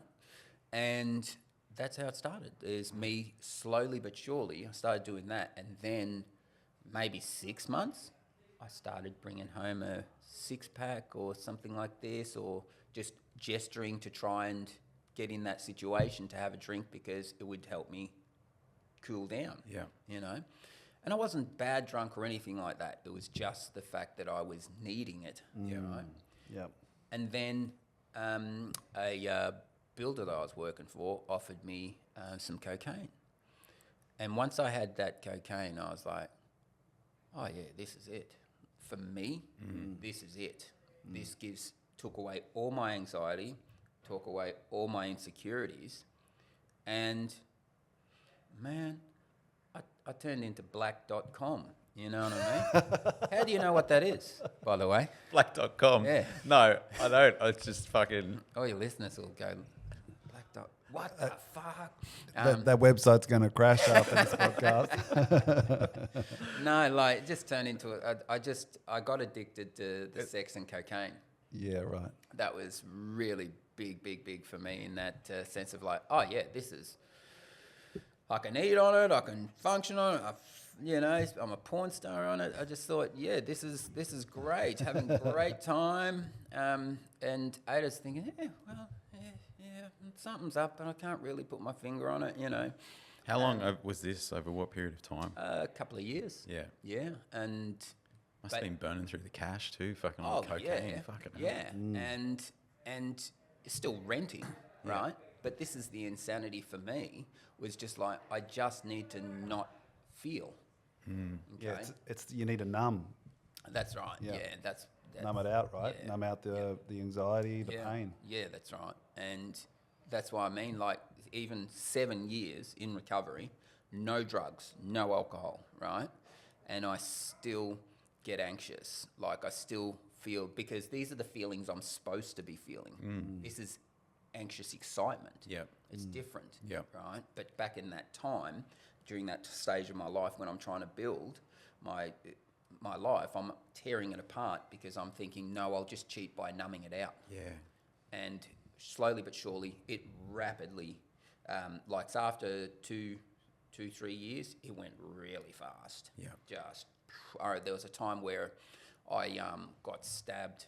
Guy I never knew, didn't know him. Walking up to the corner store with Malik, and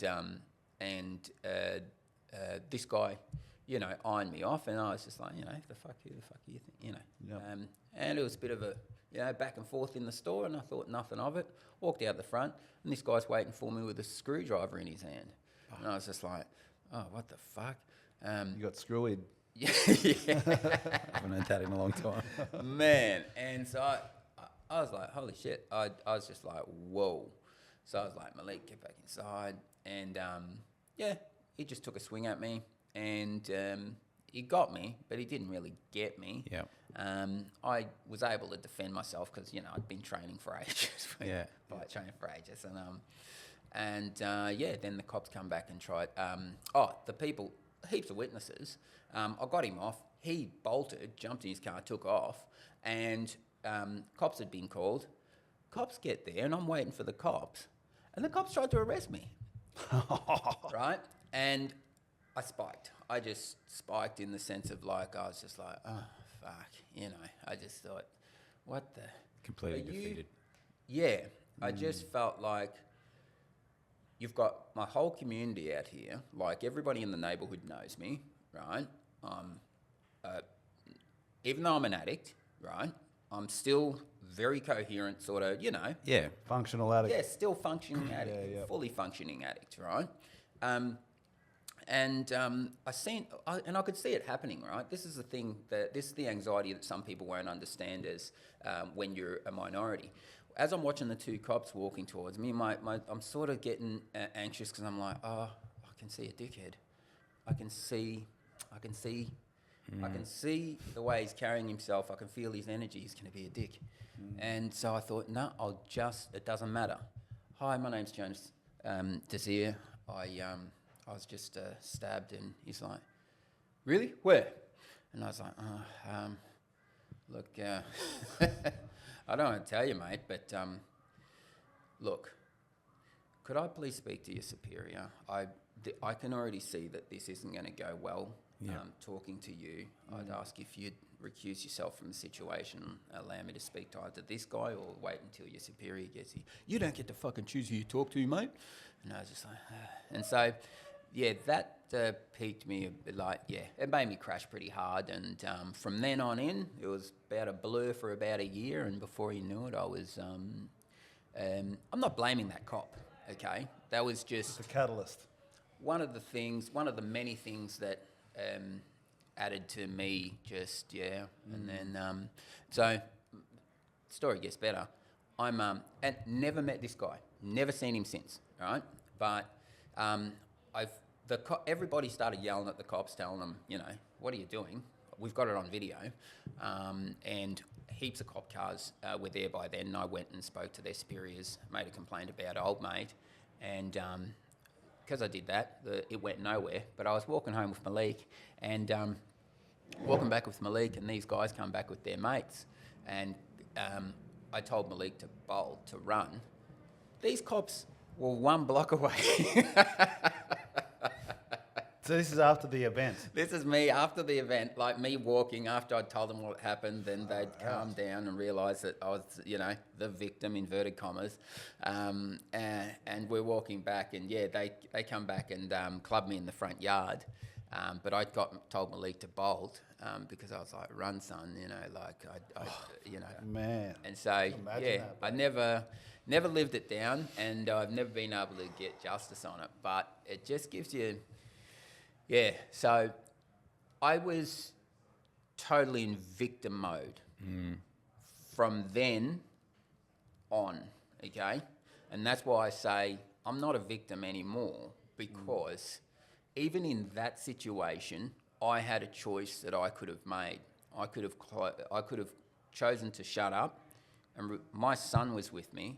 I didn't have to say anything to that motherfucker, right? He was just a junkie out of jail. Right, like just someone that goes around robbing, because we found out who he was.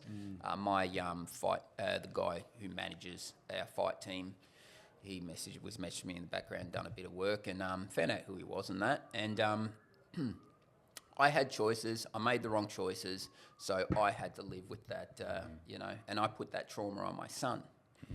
Okay, so anyone who's thinking with clarity is going to say, why the fuck would you do that when with your kid there? I couldn't see that in that time. And by God, I felt the guilt, but I kept trying to mask it even worse, didn't I? Okay. So, yeah, we all have choices, and that guy wasn't... I'm not going to say that he was only racist. He was just a criminal. Yeah. It wasn't the fact that I was black per se, you know, because that's how it all started, of course. Right. You know, you're black. Right, that's how it started. Yeah. But my point is that wasn't really his gripe. It was just someone it's a criminal code, right? Once someone pushes back, you've got to do something. Sounds like my childhood. Right? Denym Noke. Right. But that's the code I thought I lived by. Yeah. Right. But reality is, when you've got kids, that's not it. That's it. And shit can get real. That's right. Real quick. Real fast. Like it's you know, once upon a time you just have a fight, but someone pulls out a knife or a gun. Yeah. It's different, eh? Like that's it. It's no longer 4 o'clock on the oval after school, and we're going to do fisticuffs until someone taps out. And then pick them up and you know, shake hands and get on with it. You know, that's it. And someone meets you with a screwdriver and pokes you a couple of times. Yep. Back to Kyle. I've heard a few fellas say to me, "I was going to screw your brother, last night." But yeah, and that's when you know they're real, bro. When they're when they're talking jail talk. Yep. You know, that's crim. You go, brother. No, bro, I'm just... Bro, saying, wow. As you're telling your story, man, and it's sort of along the lines of the first thing I asked and sort of gave you praise for was your energy with your wife. Man, like, how important do you think having a good partner is in life or in all of the shit that you've come through? Okay.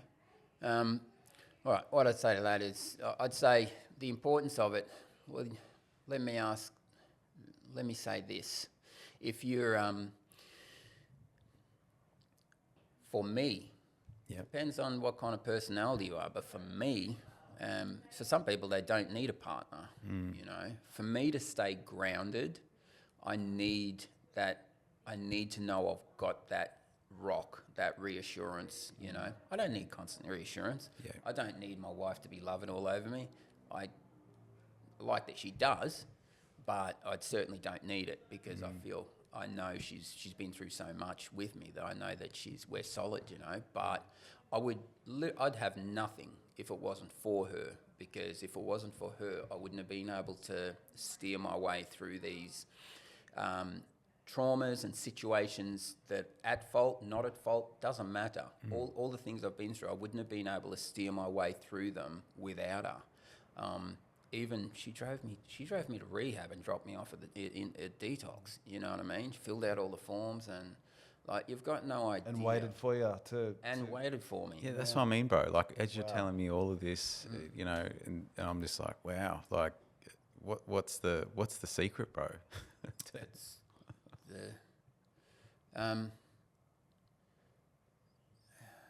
you know, I think I feel like I'm just fortunate, and that I say that I'm a bad guy trying to be good rather than a good guy trying to be bad. Right. You know what I mean? Yeah. I'm flawed. I'm broken. I'm a flawed human, but I try my best, and I've been very, very fortunate. You know, get adopted from the other side of the world, get brought here. You know, like just that alone. Yeah. All the anger, resentment, and hatred that I had for my adoptive parents for the way they treated me. I don't have that anymore.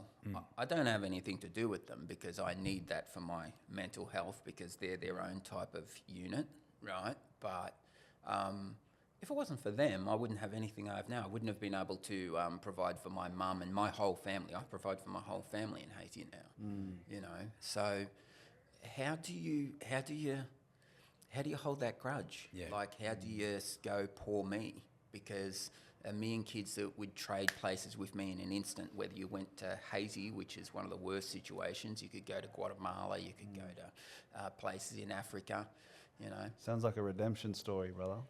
You got amazing perspective, man. Like, I think about it with my kids, like, because you've firsthand experiencing this perspective. Like, you can see it, you've got family there, and they are pretty close to it too, your kids. So, but I have to think about my kids. I'm like, man, what would I do if I ever felt my kids weren't grateful for the life that they were in? Like, because mental health is a thing, right, with young kids, and I'm just like, how do you give that perspective?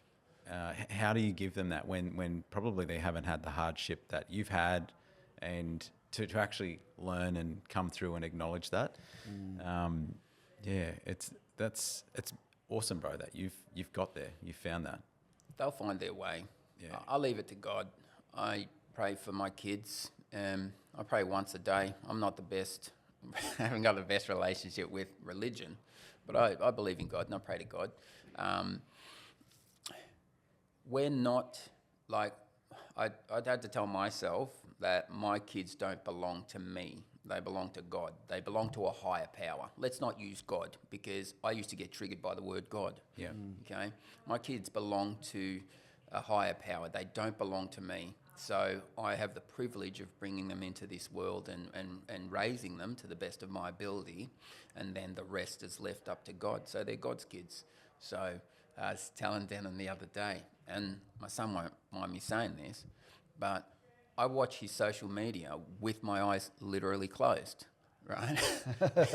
Because he's a wild motherfucker sometimes, right? Maybe with one eye. No, because I've seen it once and I'm like, nope. But I just go, no, you know what? This nigga's finding himself, and I've got to respect him, and I've got to let him do him, and I've got to listen to him, and I've got to believe him when he says, Dad, I'm all right. I'm going to be okay. I'm going to be fine. Yeah. This is cool, you know? Like, I just want to rap, and I want to do it my way. Yeah. Okay. And every fibre of my being is going, yeah, but son, like, you know, like fucking no. But I don't now. I just go no. What's most important is my relationship with him. That's it. That he feels seen and he feels heard. Nobody could tell me nothing up until 30. Yeah. They can barely do it now. So why should I be trying to tell my son what to do? All right. I love that, man. I love how you frame that up. That's really cool. Yeah. I'm going to take that. And it's given me a lot of it's given me great perspective because I'm raising a son who's turning 16 at the end of the year. He's of the next generation. He's the most Nokiest Noke of that generation, and he's very impulsive, very smart, but very impulsive. And that's the thing that worries me the most is he's a clown like his dad. I used to be a big clown and do stupid shit all the time to make people laugh. But I worry that as he goes into those later years, you know, they get exposed to more substances and alcohol and all that sort of stuff. I get worried. I'm that worrying dad now, thinking, what's he going to get up to? Am I going to get a call and he's up to hospital because he's injured himself because he's fallen off something or crashed his car, or even though he's not driving yet, I'm starting to worry about things that aren't even there yet. So Do you think? Do you think sometimes what I do for myself is I think about like it doesn't matter what me Malik and I agree on or disagree on, or with my girls either. It doesn't matter what we agree on or disagree on. I always think back to even in on my worst day, how did I make them feel? Did I how do I say? I'll explain it like this. My son, irrespective of how I feel about the decisions he makes, he's a very respectful, polite human being. He isn't out committing crimes. He isn't out getting arrested. That's a fucking win. You know, I know that his heart is like pure as, you know, and so I try to take a bit of solace from that a little bit. Yep. You know, because you're venturing into those years now. Yeah, That's it, man. wow. It's like you've sculpted this character over this time, and now he's about to get, you know, he's, so to speak, about to go out into the wild, and you're going to see Absolutely, bro. Yeah, the result of what you've done. that's it. Yeah. Yep. But like all those things that we tell ourselves that they needed, that they should have, right? That we didn't give to them, right? Inverted commas again. But like if you peel back all the layers of all the things that you did put in, I think you're going to be pretty fucking happy. Yeah, that's it. I think it's like, and I know, like for me, I liken it to what the Bible talks about sowing seeds. It's like every seed you sow, everything that you give to your kids is going to bear fruit. Some of it's bitter fruit, some of it's the trauma we sowed, but all that time we spent with our kids, taking them to the shops, going on those walks, loving their mother, you know, that's all seed. Yeah. That's all going to bear fruit one day. Yeah, 100%. And I think I just worry sometimes that I didn't sow enough of those good seeds, or I didn't talk enough about the mistakes I made, or, you know, just because he's highly impulsive, I think it makes me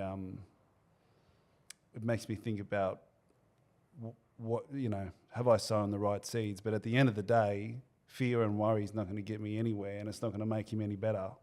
So I just try and focus on my connection and continue to sow those good seeds. And that's all you can do, right? Well, does that sort of like come back to intent as well, though? Yeah. You know. What helped you move through that? Because you sort of started this Therapy. bro. No, but tell me about that. Like, so what are some skills that you developed in that space? What does that mean, therapy? Right. Yeah. Well, once again, it's for me, what it meant was for me, working on myself meant I had to humble myself. You know, especially through active addiction, I had like, Kanye West ego. Like, I'm not joking, man. I was Yay. a pretty wild motherfucker, right? But in wild when I had to be, and soft when I had when I needed to be as well, right? You're just always switching masks, but never actually doing the work.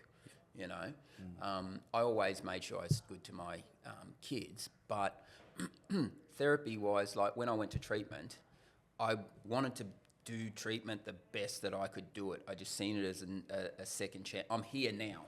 Yep. So I may as well make the most of it. I may as well work really hard. Whatever they tell me to do, that's exactly what I'm going to do. If they say clean toilets with my bare hands, that's what I'll do. If that's going to make me better, if that's going to make me a better, whatever. I'm not going to question it, right? Because my best thinking got me to rehab. You know what I mean? That was what was running on my own will, got me to rehab. So what have I got to lose? So anyway, That's quick story. deep, man. Big, they assign you a caseworker. I got this 6 foot something South African pastor, right? A priest, a pastor, right? South African. And I thought, like the game's already started. This is it. I really thought they had done a big analysis on Jonas because it was that important. You know what I mean? And this is that I thought this was a setup. This is what they're purposely trying to do to Trigger you. Yeah, trigger you and put you through some things. Yeah. You know. Yep. And so I thought, you know what? If that's what it is, I'm up for a challenge. And a bit slow, of course, because I was still coming down. I was still drying out of alcohol and cocaine after detox. I'm like, after all the drugs do the damage, you go through detox and then you start rehab, okay? You go down into the treatment centre. And so I got to sign this guy and like I say, I thought, no, just make the most of it. This must be it and try hang with it. And this guy he used to call me a monkey. Not off to a good start, brother. What's going on? And I'm thinking, hey, you shouldn't be saying this guy shouldn't be saying this shit, like talking to me like this. And he and my wife Ada came in once, and he called her. I think he's called her a bitzer, and which because she's mixed, you know. And I thought, let's just say I tried to sit with it, and then I kept seeing this Russian lady working with other people, and she was absolutely gorgeous. She was old, but she was gorgeous, well kept in the sense of like someone that you a very nannery sort of beautiful sort of person. And I'd see her working with people, and I'd just seen a level of empathy that I wasn't getting from my guy, because I'd tried 3 months with this dude, and he was just clumsy in the sense of he wasn't getting through what he was put. There was no chemistry. The energy wasn't right, and I wasn't progressing. And I keep seeing this guy with these other people with Liliana, and I thought, right, I'm going to write a letter to the fucking chairman of the board and see, I've given it a go with this, and I thought it was something you just want to do. I've seen, would you mind if I went with, could I put a request in to go with Liliana? And I checked with her, of course, and Liliana was a strong lady. That's why I wanted her. Women were my abusers. Like my adoptive mother, she was the abuser in my house, not my adoptive father. And she was strong. Some reason I felt like Liliana was my end boss. So I wanted her to be my therapist. They accepted the letter, and Liliana accepted it. And from there, my recovery just skyrocketed. Okay, because she was someone that actually challenged me. She'd bring me in the room and she'd say, okay, what do you want to talk about? And I'd be like,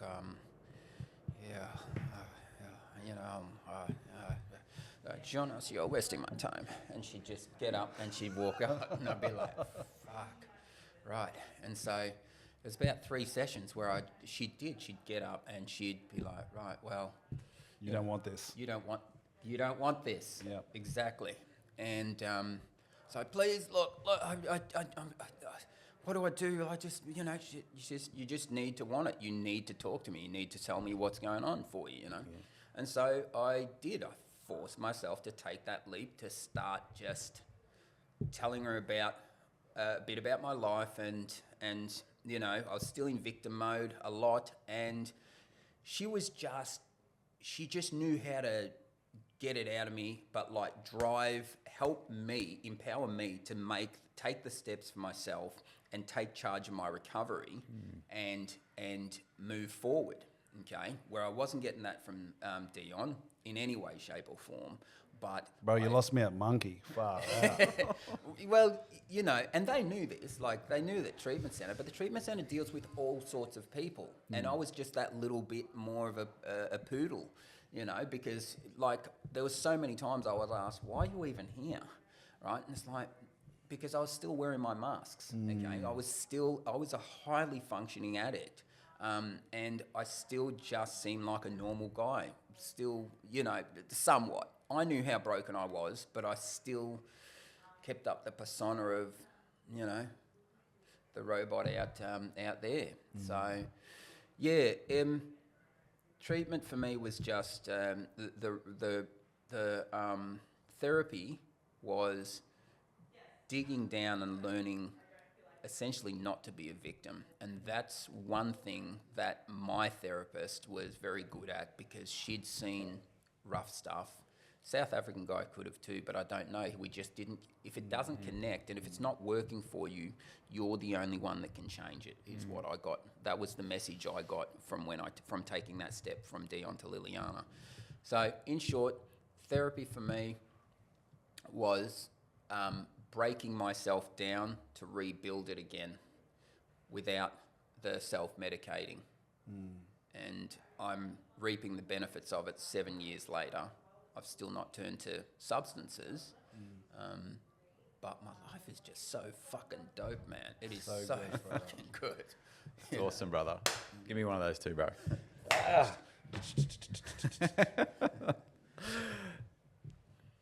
Oh, keep having it turned down. Yeah. There we go. Um, Funny you should. I want to jump on the back end of what you just said as well. I had a similar experience with me in my counselling, where I started with a guy. I had a couple, and shout out to Aaron and Mary Dade from Kingdom Blueprint, who provide an amazing service and counselling set up and help coach people that have come out of traumatic experiences. But I had a similar experience where I started talking to the guy, Aaron, and we were making great connections, but I wasn't getting to the heart healing. I wasn't getting to the heart of the matter of what was going on. And I transitioned to Mary and started having sessions with her. And for some reason, she just helped me connect with, well, do you want this? Because if you do, you've got to do the work. You've got to want this, and I'm going to give you homework, and you're going to sit with God, and you're going to go through this stuff, and on a daily basis. And if you want it, and if you have faith to believe that God can heal you, you're going to be a different person on the other side of this. And I stayed with this lady, and my last session with her was about 2 weeks ago. Amazing stuff. But she's been my person in my corner, a female, because same thing with me. A lot of trauma come from women in my life. And so my healing journey's been with her, where it's not, because I used to numb myself with weed. So numbing myself from the pain only prolonged or put off when I would have to face the pain later anyway. And so what I had to learn to do was go through the pain and face it head on. And I'm a different person too at the other end of that as well. And my life is great. But the journey of going through that 18 months or so of the heart journey, I call it the gurney journey, because you're literally on the operating table with your heart exposed, and it's very... That's a good way of putting it. I like that. Yeah. But it's essential now, and we've come across a lot of lads that are hurting and in pain and have issues going on with their lives and traumatic breakdowns with their marriages and whatnot, and and not many people are up for the task of the gurney journey. Not many people like you and I are willing to face it and go, I've got to get through this. I can't keep masking it. I can't keep drowning it out. I can't keep numbing myself. I actually have to face this thing. And look, it sounds so similar, like hearing a bit of your story like that, bro. Like, yeah, and I'd say that even less women are willing to carry you through it. You know, it's it's just. Why? Why do you think? Well, it's individual. It's relationship. What that's a question for Ada. you Yeah. know. All I know is that I like and I love being not brutally honest, but I like being honest. I like being someone that can say what's on my mind, as long as I'm speaking from a truthful place, and when it come to me and Ada, we've always sort of had that where I do and then until I don't, right? You go, fuck, I gotta dig myself out of this fucking hole. Right. And I've been fortunate enough for her to forgive me when I fucked up. And like I say about relationship contracts, we reshuffle a relationship contract, and she'll tell me, okay, well, this is what I need from you now. I want to be the first one. I want to be the last one in the room when you're making a big decision, And I say that because I heard Obama said it about Biden, and I love that nigga. But that's what it comes down to. That's what it equated to for Ada, is that like, hey, I want you to consult me. I want you when you're making big decisions, because I that's probably half of my appeal when I was younger, is that I was spontaneous and I was Mr. Exciting and all that, just running around with all the masks. And for me, I go, well, accountability is what it comes back to for me. Okay, I've never had to worry about that with Ada. For me, it's always been a problem of I want to be accountable till I don't, and being fair requires me to make sure I do that for her and be a 50-50 relationship, which means I've got to be accountable for my shit. Yep. So even if it hurts, I've got to tell her. Even if I don't want to tell her, I've got to tell her, because it's also freeing. Honesty is freedom. That was the best thing for my recovery, was the freedom of being able to be honest again. Okay, So good, man. Hiding the fact that I was heavily addicted to narcotics, but it was okay because it was cocaine, right? Right. hiding that fact, and especially feeling like you're letting all your peers down, like even thinking about you guys. I would have not wanted to see you guys during that time. But, being able to come out of recovery, accepting the fact of my situation, accepting the fact that I've just hit rock bottom. I've done all this work on therapy. I've just bankrupted myself. I've bankrupted my wife. Financially, we have absolutely nothing, Well, what do you got to fucking lose? Again, like, there's a time where it's just like, hey, just get honest and get on with life, mate. And you shall know the truth, and the truth will set you free. Yeah. And how many times it's every time it's such another one of those good one-liners, right? Yeah. That's correlated with black people. I always used to hear that growing up. No. Crazy. We're all very, I was so curious to hear more of your journey, Denym, because, I was thinking you were going to be the same, but you're not. You're different. And I just find that really intriguing. When I say the same, you're a bit of a live wire. You've always have a kind heart, but you're always a live wire. And I just, it's so awesome to see this version of you, a fucking one buff motherfucker. And he's even taller than I remember. Bro, he keeps growing, bro. He had a growth spurt at like 32 or something. 38. And no, just really intrigued and interested as to what life is like for you now, like, as a single man as well. Like, are you still single? Yeah, I am, very intentionally. I did have a lass on the scene, not last year, but the year before, and I just wasn't ready. Yeah.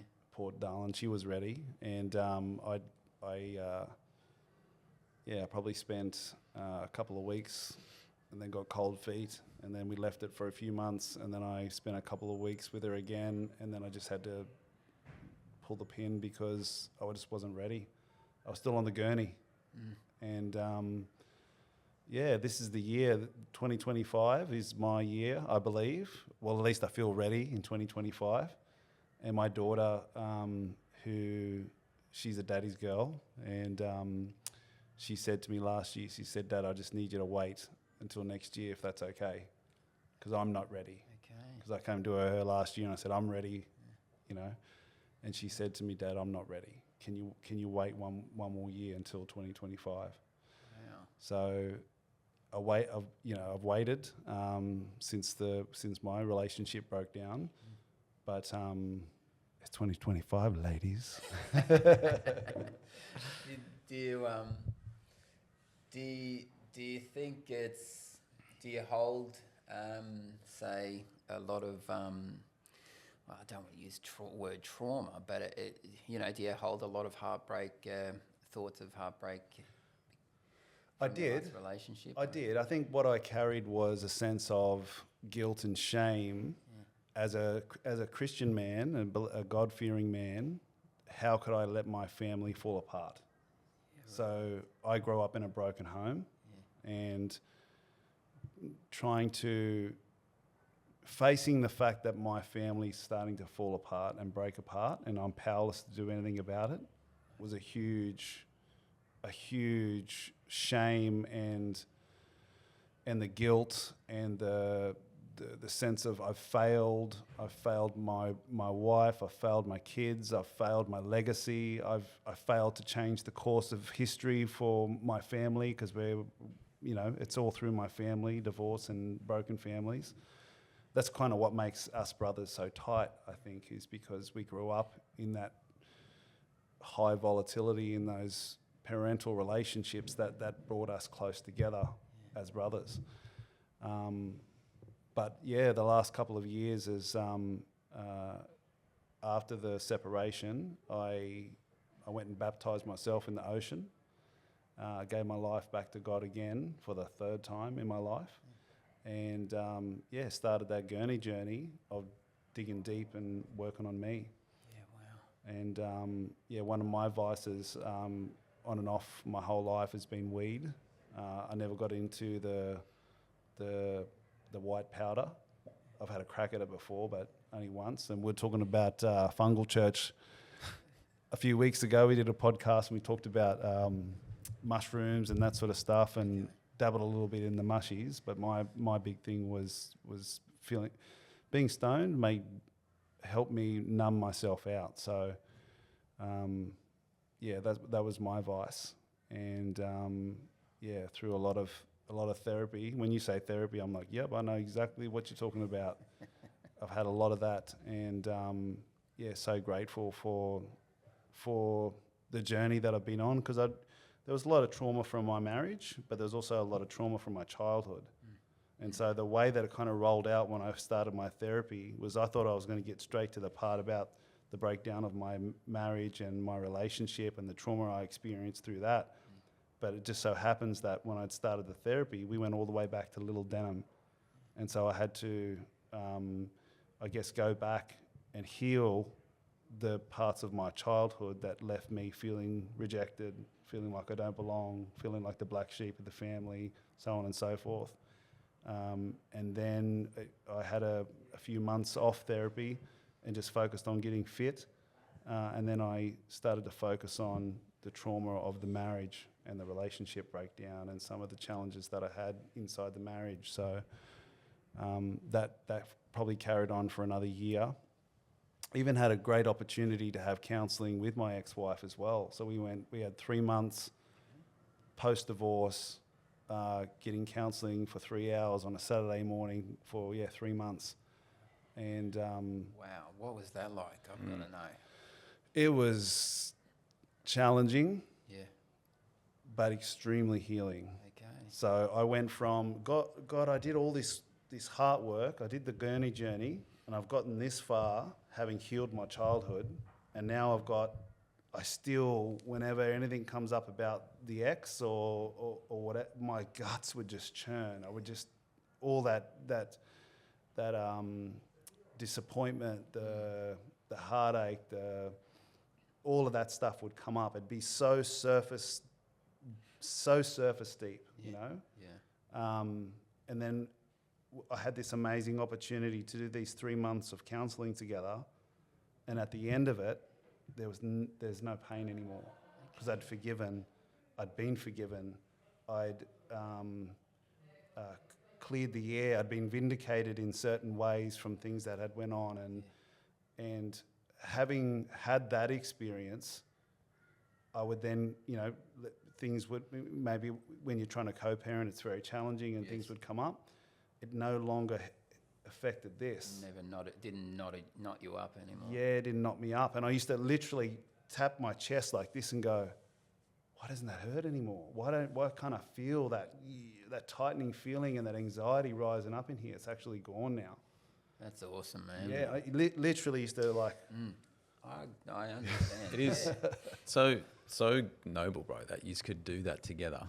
Like, Yeah. like, I'm so grateful, man. yeah, If I didn't have that, I wouldn't be who I am today. yeah. And I got a lot of closure. Yeah. So, Closure. and I've shared my story on the pod before in depth in that, but to summarize it, it was the hardest, best thing I ever did. Yeah. Was getting therapy and going through that journey, retraining my mind, my kids are way better for this new Denym that's around, the 2.0. Sure. Wow. Yeah, man. That's amazing, bro. That's Isn't that crazy how much time and what's actually gone on in between catch-ups, and you know what? It's incredible, man. And I'm so grateful, bro, that you this doing this podcast, the pull like that it has to be able to call a mate and go, come down, and we fucking set aside our busy schedules and have a chat. It's so good, man. It's an excuse to connect, right? Oh, definitely. I'm like I said, I've said it 1,000 times, but I'm very grateful for it, because I call it comparing notes, but it's just that thing of being able to, like we've said also here today, you're not alone. Everybody's going through their stuff. Everybody goes through things, It's so cool to see your brothers come out the other side of whatever the fuck that is. It just doesn't matter. That's it. You mightn't even know someone, and you can gain so much inspiration and feel happy for them that they've made it through it, because you can relate in some way. Yeah. I can't remember the exact breakdown of the word, but the word testimony, which is your testimony, your story, what you've been through, means to do it again. So when you share your story with someone, you're actually giving someone a roadmap or a faith or encouragement or some type of energy that gets transferred that allows that person to believe that they can do it for themselves. Yeah, bro. Such a powerful thing to have a story and being able to share it. Yeah, well. It is, man.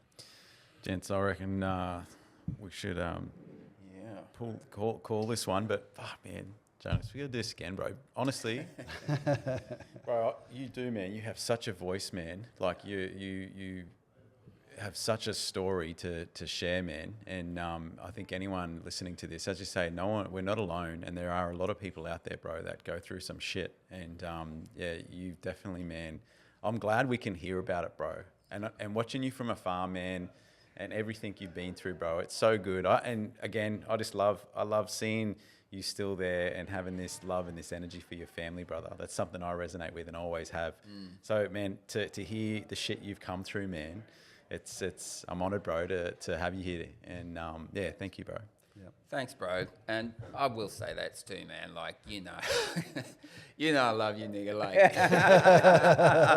it's just always been this unspoken thing. And It is, over bro. the years when I've It is. been able to touch base with you, it doesn't matter where I've spoken to you when I've just come out of rehab, or it's before a fight, whatever. I've just always had a lot of respect and admiration for you and the way you carry yourself as a man, as a family man, as a husband, just levels of respect, bro. There's levels to this shit, and Thank you, brother. I love how you're giving me the flowers for the excitement in chaos that I show, but I very much aspire to be the man, half the man that you are, bro. Oh, fuck. Oh, Build thank what you, bro. Thank you, man. Far out. Ditto. I mean that from the heart. Awesome, bro. Guys, Lads. I love you, my brother. You too, yeah, my brother. let's do this again. Let's do it again. This Yeah. is awesome, man. All right. Thanks, everyone, for listening. Catch you next time. Ciao, ciao.